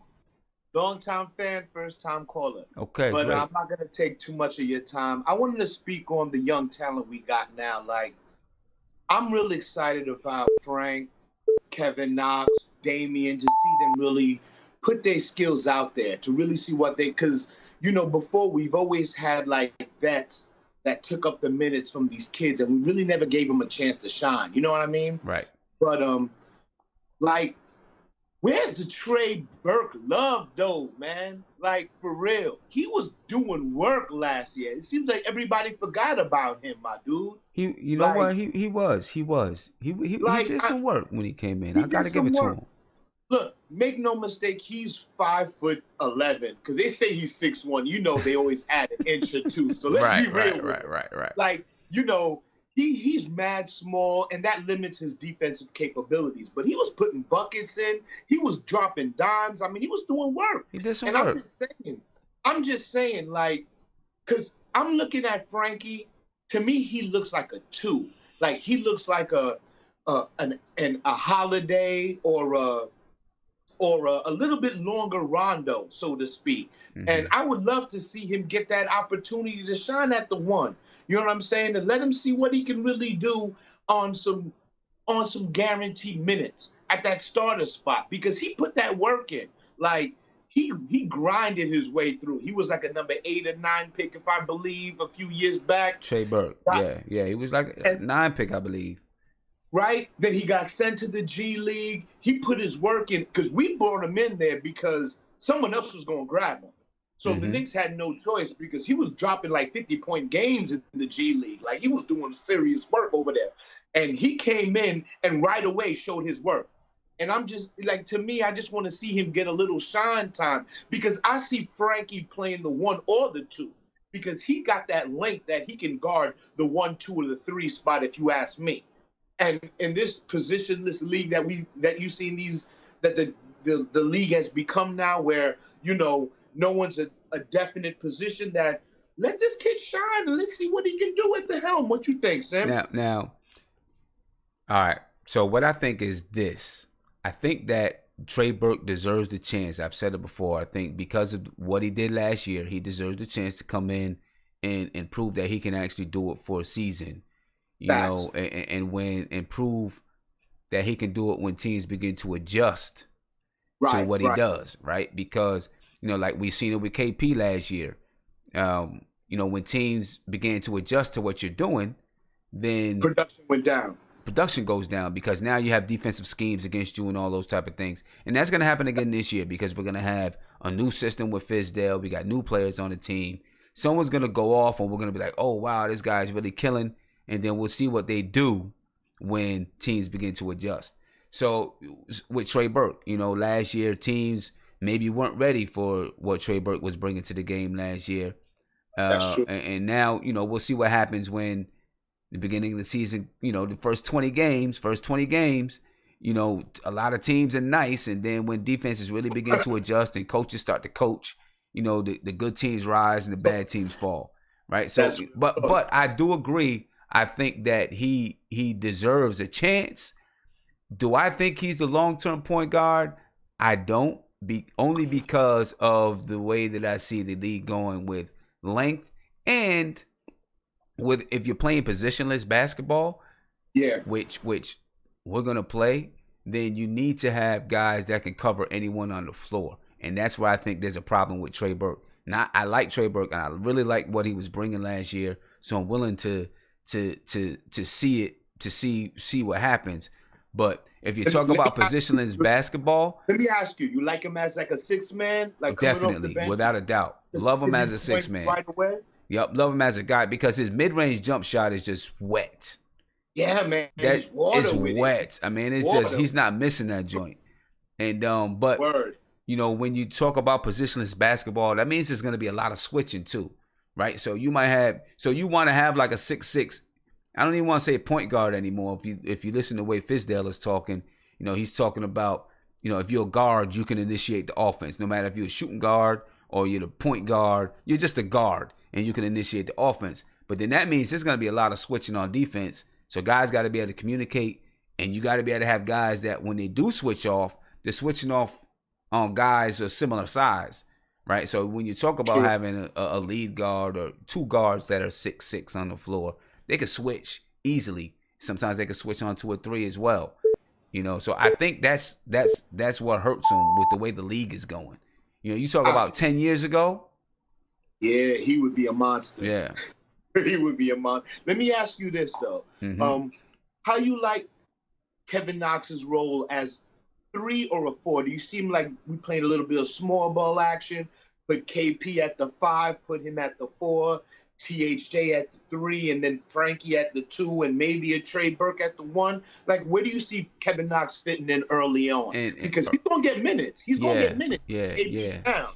So do you see him sliding in at the 4 to do a little bit of that small ball action, get buckets up, or what do you think? And I think that I think from the beginning, when you're talking about where you want to start him off with, I think it's going to depend on what he can do defensively, in my opinion. Right? Yeah, he's 6'9". If they see that he can guard threes, then maybe they'll try him at the 3. If he's having trouble guarding threes, then maybe they'll try him at the 4. But then at the 4, he may be not as strong. I think eventually, I think he's going to be able to go back and forth and do either one. Kind of like KD. Yeah, you can put KD. You can move KD around from position to position. You can run KD at the 1 if you want to, because he can handle the ball. You know what I mean? He got handles for days. Yeah, so it's like I think he may be that kind of player. You're talking about the ultimate. We talk about, again, going back to the positionless basketball. You're talking about the ultimate player that can move from, just move around the floor, and you don't have to pigeonhole them to just one spot. As a matter of fact, Dave Fizdale said he at least thought of a lineup where you had Kevin Knox at the 2. What? KP at the 3. What? What's his name? Cornette at the 4, and Mitchell Robinson at the 5. Right, and then I don't know who he was saying at the 1, but that's something that he thought about. Maybe this is a possibility one day. Sim, just imagine having KP at the 3. Just imagine, and 6'9" Kevin Knox at the 2. That'd be crazy. Oh my God. That'd be crazy. That's giving me chills right now. You just made my night, though. Yeah, that'd be crazy. That's a coach's nightmare. Like, how do you plan against that? Yeah, that'd be nuts. That'd be so much length all over the floor. It'd be hard to defend. But then could we defend some of the smaller 2s? Like, would he be able to defend someone that's 6'5" or 6'6"? We'll see. I don't know. He might, though. He might. I mean, his lateral movement looks official. Yeah. Like, he's extremely athletic. Yep. I was really impressed with watching his footage because I didn't know too much about him. I'm not big on a college game. So I started doing my homework when I realized he was a real option for us. And I got to say, I was impressed with the boy. The kid got some game. His shot is wet, and he looks like he's still growing into his frame. Like, he might grow an inch or 2. He might. Because he's only, 18, 19? He's 18 years old. Going to be turning 19, I think, later on this year. But he's only 18. He might grow another inch or 2. Because from what I heard, our boy Frankie Smokes grew like an inch and a half just between last season and this upcoming season. Yeah, man. He's 7 now, so. Yeah, I mean, who knows, man? The Knicks, we might be redefining the game of basketball. Don't get me excited. Yeah. You need to stop playing. You got me all gassed up here. I'm not gonna be able to go to sleep. Yeah. It's midnight. All right, man. Hey, great call, Carl. Appreciate it, man. Yo, thanks for taking my call. Shout out to the super chat, man. Sim all day. Appreciate Respect, heard? No doubt, bro. Make sure you call back. Take care, man. Peace. Peace. Great call. And with that, let's move right into Fizdale's style of play. You know what I'm saying? Because Fizdale has some ideas. And he is purely wants to play positionless basketball. You know what I'm saying? Purely wants to play positionless basketball. And I think that he wants to put the lineup together that can do it. Hey, Craig, I got you on the line. Let me give me a second. I'll get you up here, all right? He definitely has an idea of the way he wants to play and what he wants to do. And and it really is positionless. So he's talking about players, he's talking about players. He doesn't want the players to have to worry about, am I a point guard, am I a shooting guard, am I a 3-man? He really wants players to just worry about where they need to be on the floor, moving the ball, those type of things. He's also, he also wants to, focus on, he wants guys to be able to initiate the offense from all over the floor. And it's going to be so lethal if we can do that. If we get to that point where any one of our players that's on the floor can initiate the offense or initiate the fast break, it's almost unstoppable. And that is almost unstoppable if you have players from all over the floor that can initiate the offense. Because now, how do you pressure a team like that? Right now, when you pressure a team, especially if I'm talking about AAU basketball, right? You see a team that doesn't have good guards, you throw a press on them real fast, you go up by 20 real quick, right? Or if you see a team that, they have some decent guards, you can put some pressure on their guards, you can maybe take away one of their guards and you're not worried about if their big man can't really handle the ball, so they're looking for the guards, and then, you put some pressure on the guards so they can't get the ball, you get the team in trouble.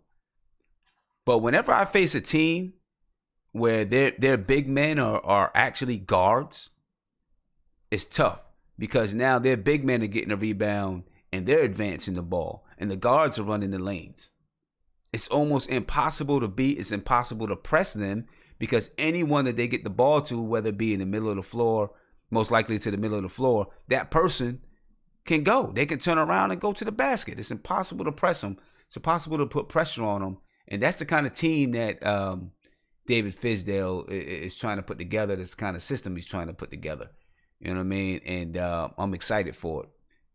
We could really redefine the game of basketball if we get all 5 players playing that way. You know what I mean? I got my man Craig Holder on the line. Craig, man, what's popping, bro? What's happening, Sam? I'm chilling, What's man. good? Chilling. Want to say what's up to the chat. I've been trying to call a few times, man. Your line be busy, real busy. Be real busy, man. But I'm glad you got through. I'm glad that the show is growing. Yeah. So how you feel? So how you feeling about what Fizdale is trying to do? Man, I like it, man. But I like the players, man. All the players that they have.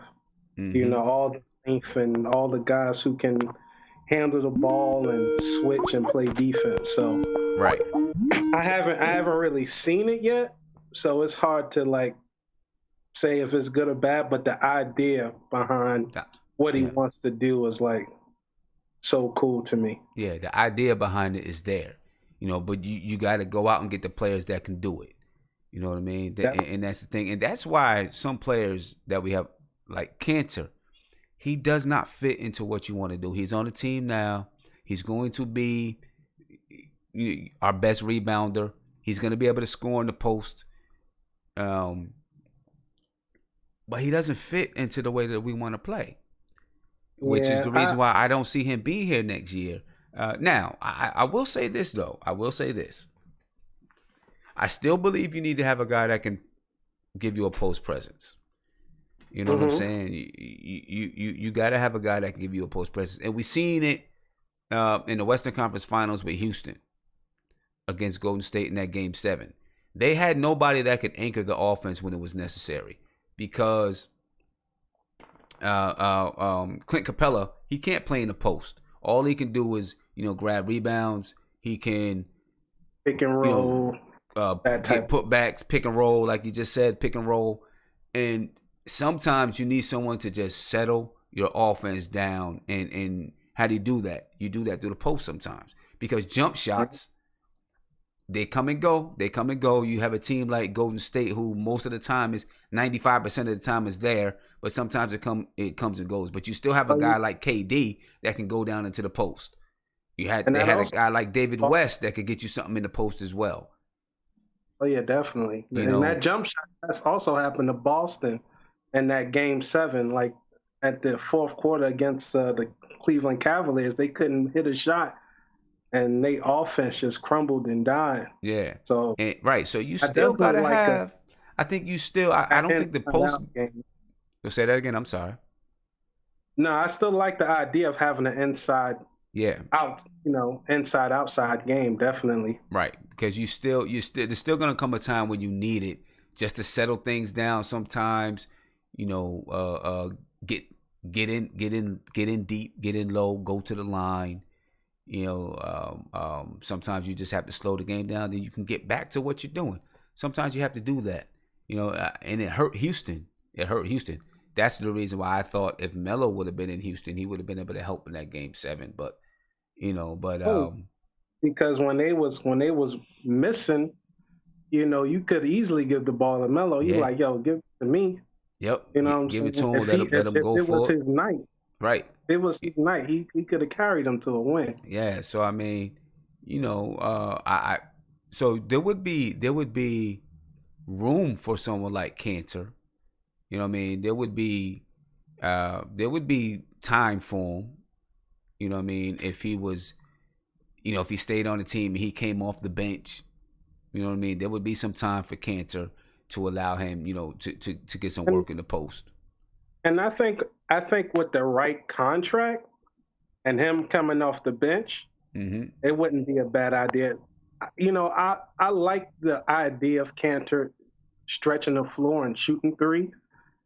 You know what I'm saying? He already rebounds and he already got mad heart. So for those things, I love him for. It's just the defense. It's like, he's just such a liability on defense. And I think a lot of his defense, one, he doesn't have good lateral movement. If you seen one of them defensive videos that he did, that they put out, he was slow. That man was slow.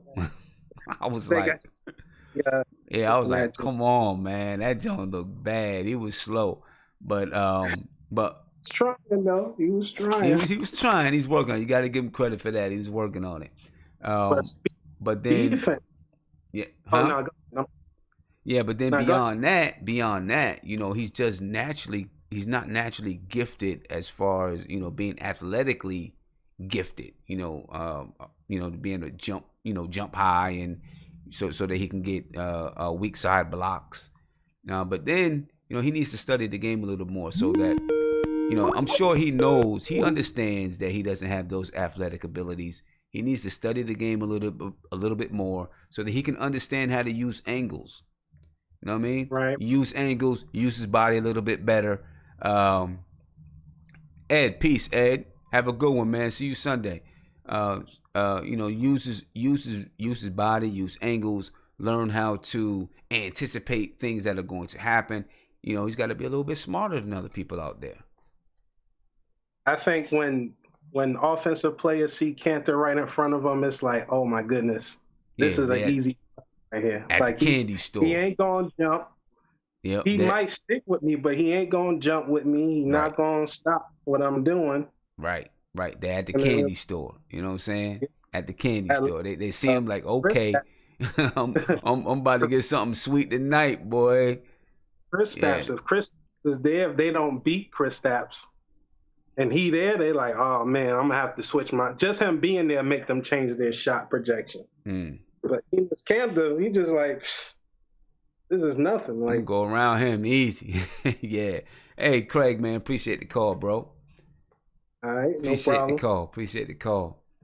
Oh, I wanted to say one quick thing though. Yeah, go ahead. You got it. Well, 2 quick things. I was watching Allonzo Trier, right? Yo, look mad nice, yo. Yeah. Like, when he gonna touch the court, but some guys, when you see him, at least on offense, I don't know what he'll be like on defense, but at least on offense, he's gonna be a beast if he sticks around. If he sticks around. If he gets a chance, because they got a lot of guards, so we got mad guards, so we'll see what happens, but they're gonna be cleaning up that glut pretty soon. I'm pretty sure they're gonna clean it up. I think so. I just think with the glut, it's really just about. I mean, when you look at them, we don't have no real stars yet. Right.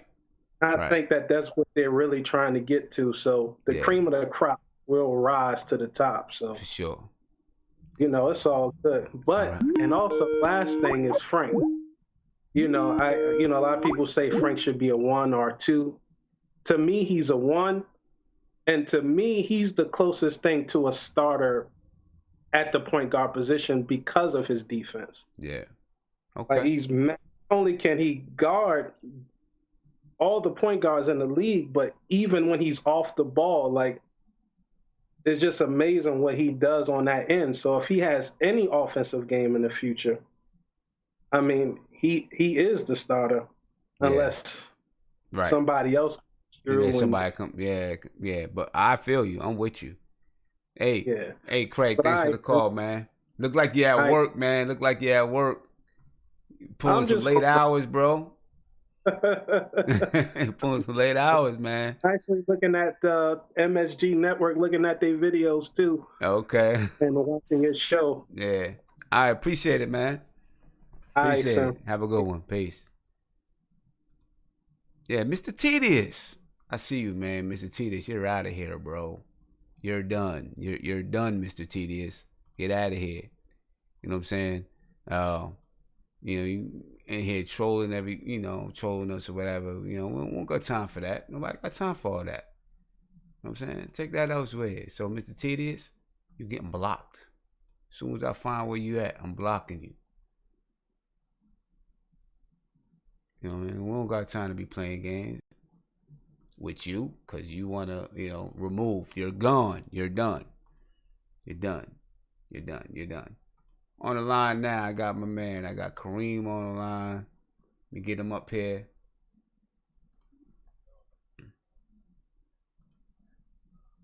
Oh, hold on. There we go. You on now. You on now, Kareem. You on now.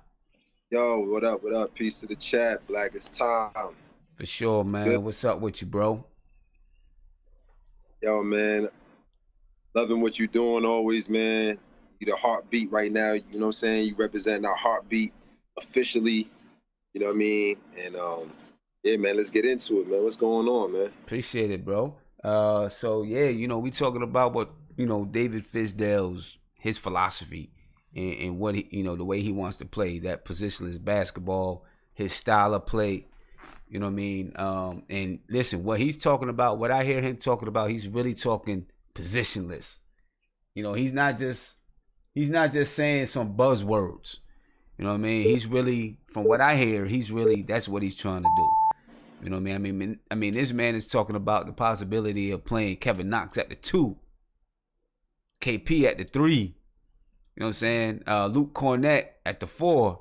And Mitchell Robinson at the 5, you know what I mean? And that's a long lineup. And if you got Frank at the 1, that's wild long right there. You know what I mean? Yeah.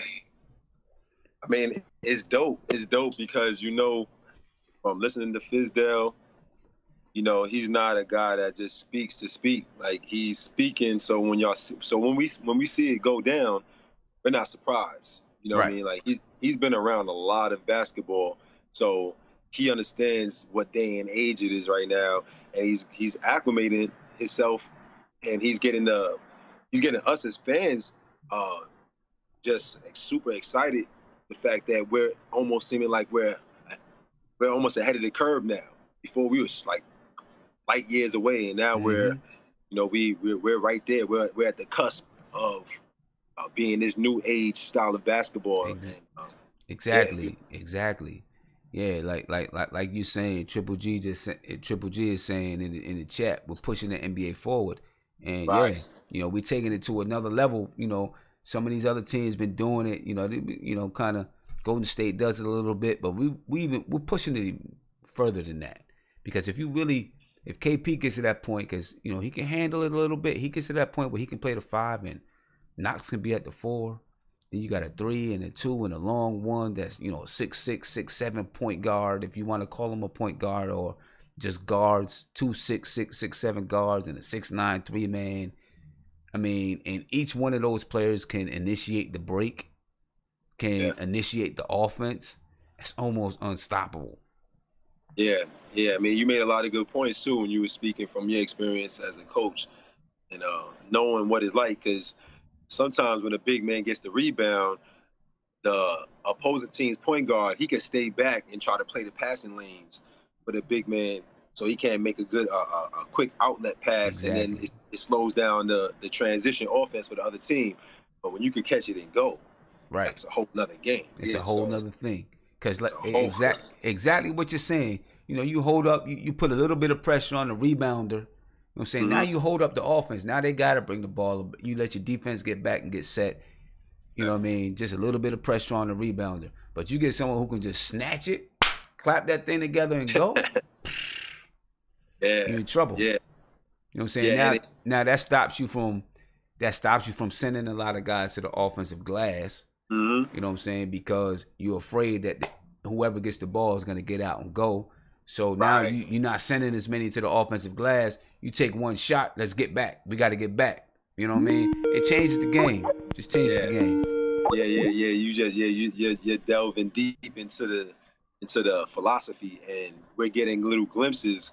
I think us as fans and some of the media, you know, I think we really don't know what we have with Fizdale. I think Scott Perry and Steve Mills, I think they're excited about who they hired, and you know, I thought it was really strange watching Marc Gasol shoot threes.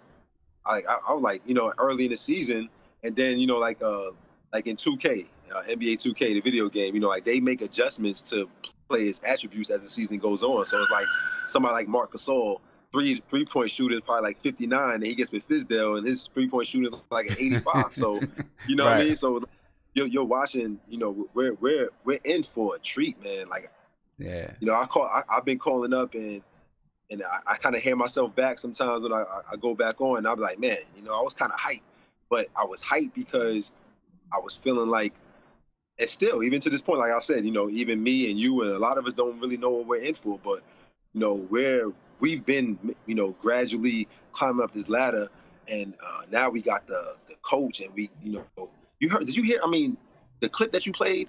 I didn't hear that clip. You know, like I'm always on the internet, you know, like actually I got something I want to tell you about Mitchell Robinson, but real quick, Fizdale, he sounds so elegant. He sounds like Obama coaching. You know what I'm saying? Yeah. But like, but you could feel his passion, and you could get an idea of what the players feel when they talk to him. Like, man, this guy is like next level. So we're in for a treat. You know. Man. I'm glad that, and you know what I want to say. Everybody since KP came to the Knicks, everybody talking about the five. Now you heard what Fizdale just said.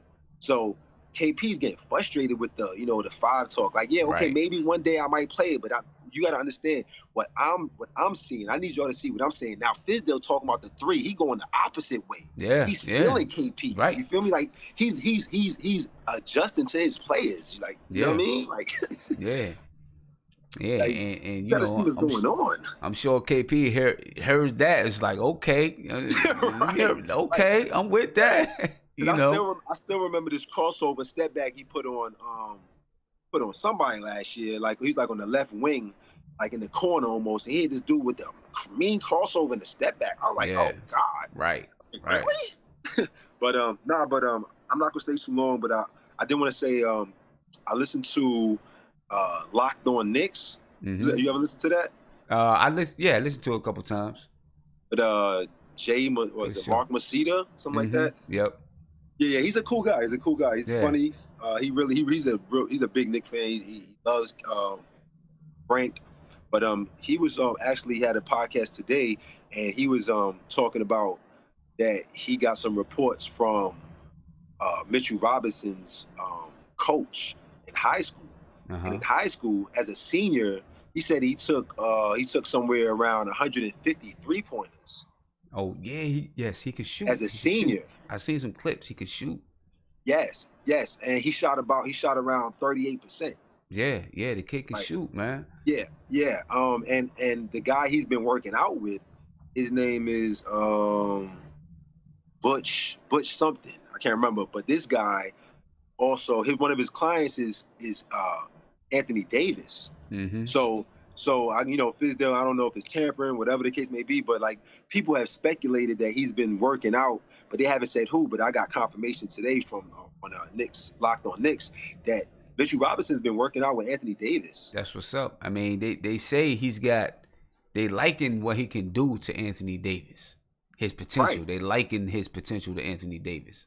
Yeah, and he's that would make sense. You know what I mean? Yeah, and the guy who works out Anthony Davis, he puts him through drills as if he's a guard. And he said that he put Mitchell Robinson through the same drills that he put Anthony Davis through, and they've been like playing one-on-one, and so Mitchell Robinson could get used to guys his size guarding him. You know? Right. Yeah, man. That's what's up, man. Yeah. Yeah, we got something brewing. We got something brewing, man. Something brewing. So as long as we don't mess it up. Talk about the front office. I don't think we will. Think we got some smart guys up there. You know what I mean? But yeah. Hey, Kareem, man, thank you for the call. As always, as usual. Yeah, no doubt, man. Yo, I just want to say real quick, the Trier guy, I do believe that he's going to make the team. I do believe he's going to get an opportunity, and part of the reason, David Fizdale, he's a simple guy. If people don't try to overanalyze him and just take him for his word, because he's showing that he's just a guy that's just going to put it out there. He's not, he don't have to prepare what he's going to say. But what he's saying is nobody's guaranteed a spot. I think that's just giving more confidence to guys like Trier. Yep, he said, "Kill what you eat." Kill what you eat. I love kill what you eat. Yo, that's yo. Yeah. We gotta get the shirts, man. We gotta get. You know what I'm saying? We gotta get the Black is Time and Word kill up. what you eat, man. Word, man. Yo, piece of this chat, man. Yo, New York Knicks, man. We here, baby. No doubt. Let's go. All right, Kareem. Peace, man. All right, baby. Peace. Yes, sir. We got something brewing in New York, folks. We got something brewing for sure, and it's exciting. It's really exciting, man, because we just haven't had this before. We just haven't had it before, so it really is exciting. I want you guys to check out this clip of Mitchell Robinson. We're talking about Mitchell Robinson, and just what Mitchell Robinson thinks he can bring. As I talked about earlier, it's about a 2-minute clip. So I talked earlier about Mitchell Robinson, and he was saying that he thinks he can come in and play. He thinks he can come in and do it. You know what I mean? So, take some time, listen to this from MSG Networks. Well, it's been going great, been getting better every day, make some new friends and teammates are just cool, so, everything been smooth. What's been the biggest adjustment? Just really running a lot, you're working out by yourself, you're not really doing as much running, but, it works out. Did you miss this, being 5-on-5, all that stuff? Yes, sir, sitting out a whole year, it was tough for half the year, but then time got closer to them. My mind started getting right, so I'm about to start playing again. So keep working hard. So you're having a conversation with Coach. What's that relationship like? Getting to know him and getting to see what he wants from you. Oh, Coach, he's a great guy. He put me in a situation that I can get better in, help my teammates get better, and just be better all around. Do you expect any you start playing in summer league, or do you feel like you can jump right back into it? Well, I trained for this the whole year, so I'm pretty sure I can just jump in and still be where everybody else is. Did you learn anything from Anthony Davis when you worked out with him? Did he teach you anything? He helped me with my jump shot a little bit. We shot around for a few minutes. We had a little competition shooting. Just getting after each other. How was your shape? I mean, you mentioned your fitness in his shape. How do you feel? Well, my shape at first, it was kind of tough because sitting out, you just working out for an hour or two, so that was kind of tough. But then, time getting closer, you just started getting in shape. What about the practices? Have you gained some confidence by doing some of the things that you've done in practice so far? Yeah, my little jump hook, it's been coming along real well. Coach been helping me with that. How excited are you about this? First game and getting this thing going. So I'm very excited. Like I always said, I'm sitting out, so now I'm about to start playing again and get back to where I need to be. Mitchell Robinson, 2nd-round draft pick of the New York Knicks. Been working out with Anthony Davis. And you see, they working on some post moves, working on guard moves. Another one of those guys that's going to be able to, play multiple, maybe play the 4 and the 5. You know what I mean? That positionless basketball again. We're seeing it, and I feel like we are. We're on the cusp of something.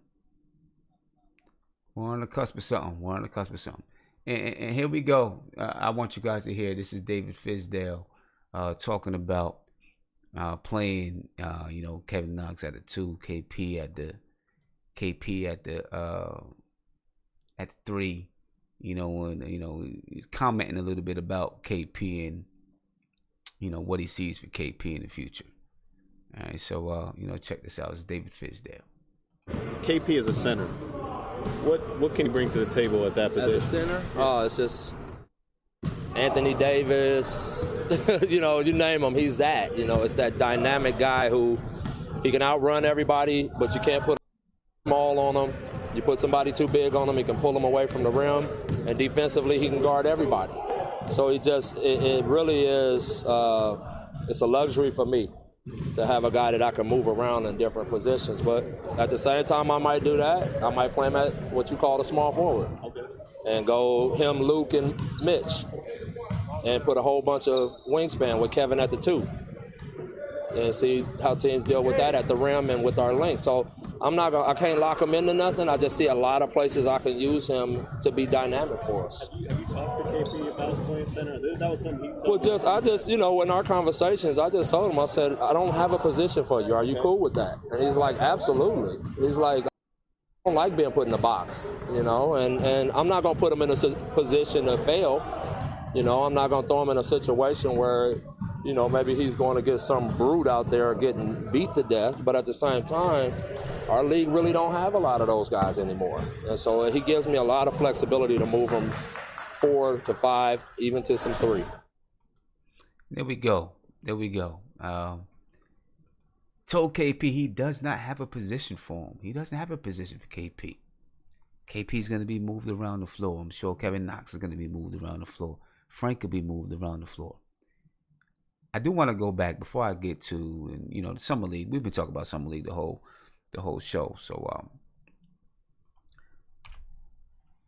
I do want to get to what some people were saying about Frank. A couple of people said they believe that Frank is an off guard or whatever. I really do, in my heart, I believe that Frank Ntilikina is a point guard by heart. By nature, I think he is. He wants to distribute. He wants to get his teammates involved. Just because he's 6'6", maybe 6'7", to me doesn't mean that he's an off guard. I think that his mindset is of a distributor. His mindset is of the person who leads the offense. Now, based on the kind of offense we're looking to play, he's not going to have a position as a shooting guard or a point guard. I think he's just going to be a guard. And whoever is out there with him is going to be a guard.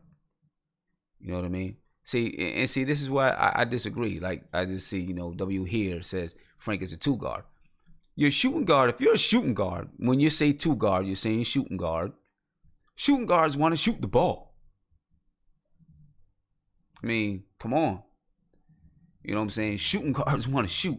How can you have a shooting guard that doesn't want to shoot? You know what I mean? Frank wants to distribute. Frank looks to distribute. Frank looks to get other people involved. That is the old school mentality of a point guard. Today's point guards are different. Today's point guards look to score. They're scoring guards. Right? Damian Lillard, Kyrie Irving. Them guys are scoring guards.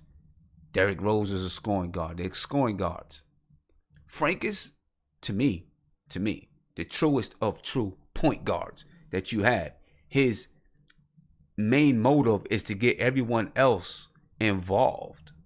That is what a point guard does. You get everyone else involved. You find the time you find spots during the game where other people, you see, okay, KP hasn't gotten the ball in 3 possessions. I need to get KP the ball.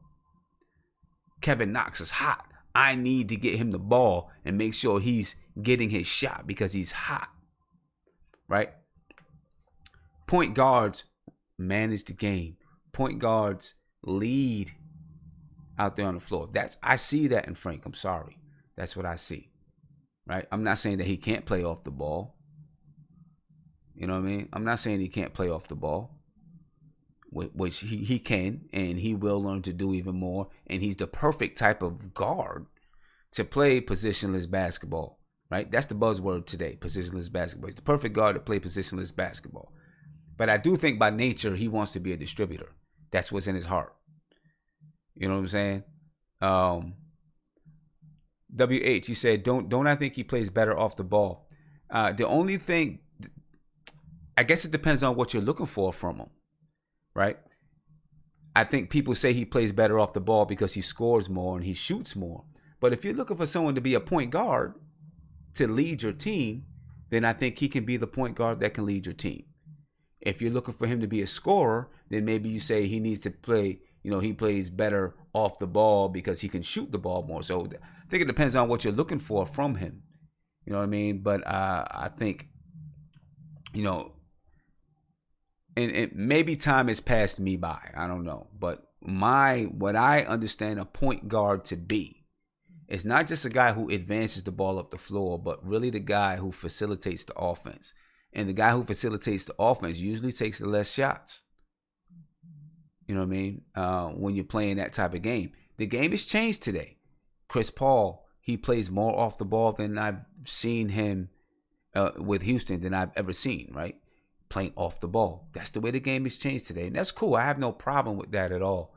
I just think that, everyone is quick to, let's put it like this. Let's just not pigeonhole the kid at all. You know what I'm saying? Do I think that Frank and Kyrie could coexist? Without a doubt. I think that Frank and Kyrie could coexist. Just like I think him and Trey Burke can coexist on the floor, right? Because you have one guy who's a little bit more aggressive offensively. And Frank can also, play a little bit off the ball. They can interchange. You know what I mean? So let's just say this about Frank. Let's not pigeonhole him. Let's just say he's a guard. That's what Fizdale wants to get across. Let's just say he's a guard. And if he needs to initiate the offense, he can initiate the offense. If he needs to go to the wing, he can go to the wing. You know what I mean? And which is, you know what? That's great. That's what we need. That's what we need. But, I don't want people to just pigeonhole him and say, oh, he's only an off guard. Because I really don't think that's what his makeup is. You know what I mean? And then I guess we shouldn't pigeonhole him and say he's only a point guard because he can move to the off guard spot. And one day he's going to be able to move to the 3 spot. You know what I mean? One day he'll definitely be able to move to that 3 spot. And listen, we're in a very good situation with guys like Frank and all of these guys. We're in a great situation. And let's not hold it back. Let's be real about it. This is kind of Phil Jackson's vision for this team. Phil Jackson went about doing things the wrong way. We know that, but it really is Phil Jackson's vision was for this team was that you can play and you can have players that can move from position to position and can do multiple things on the floor. That really is Phil Jackson's vision, was his vision for this team. Which is the reason why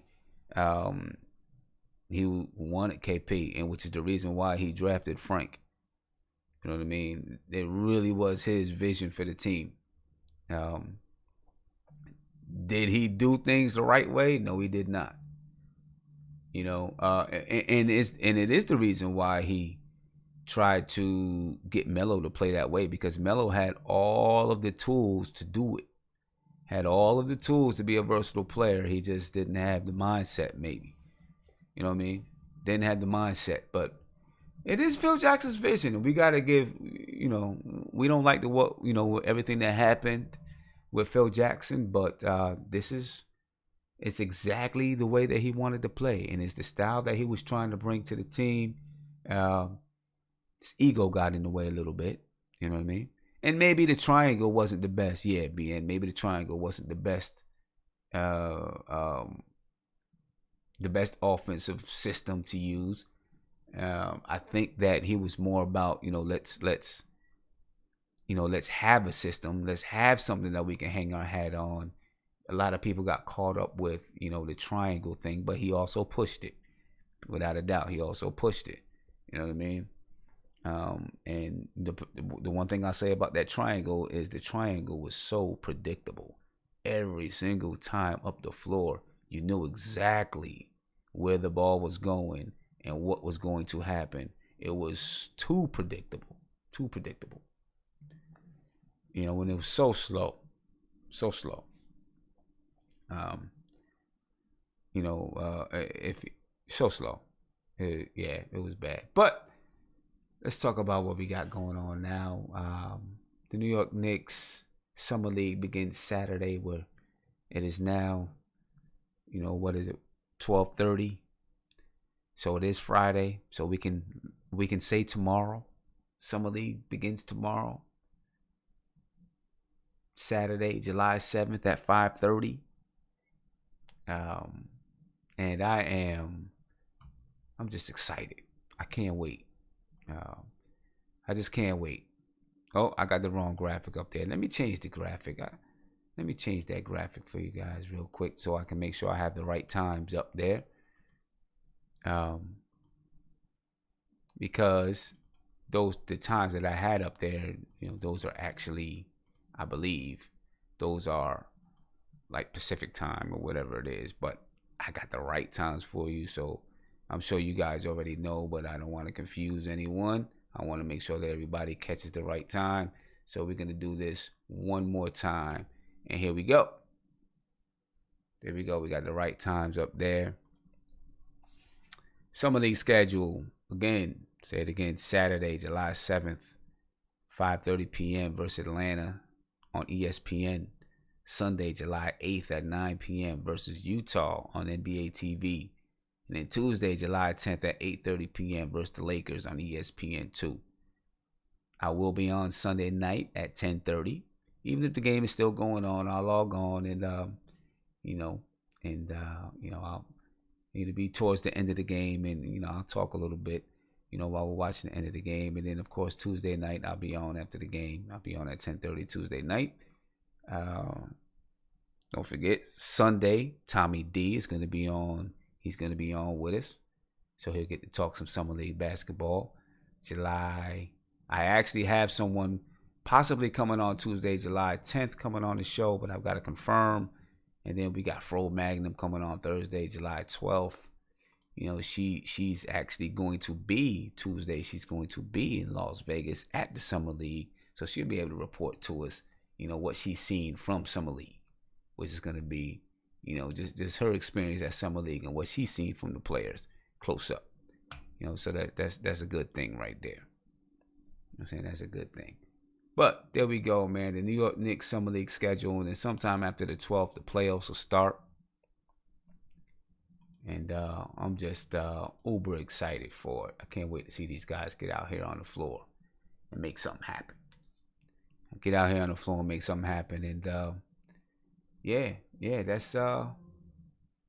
that's where we are, folks. That's where we are. That's definitely where we are.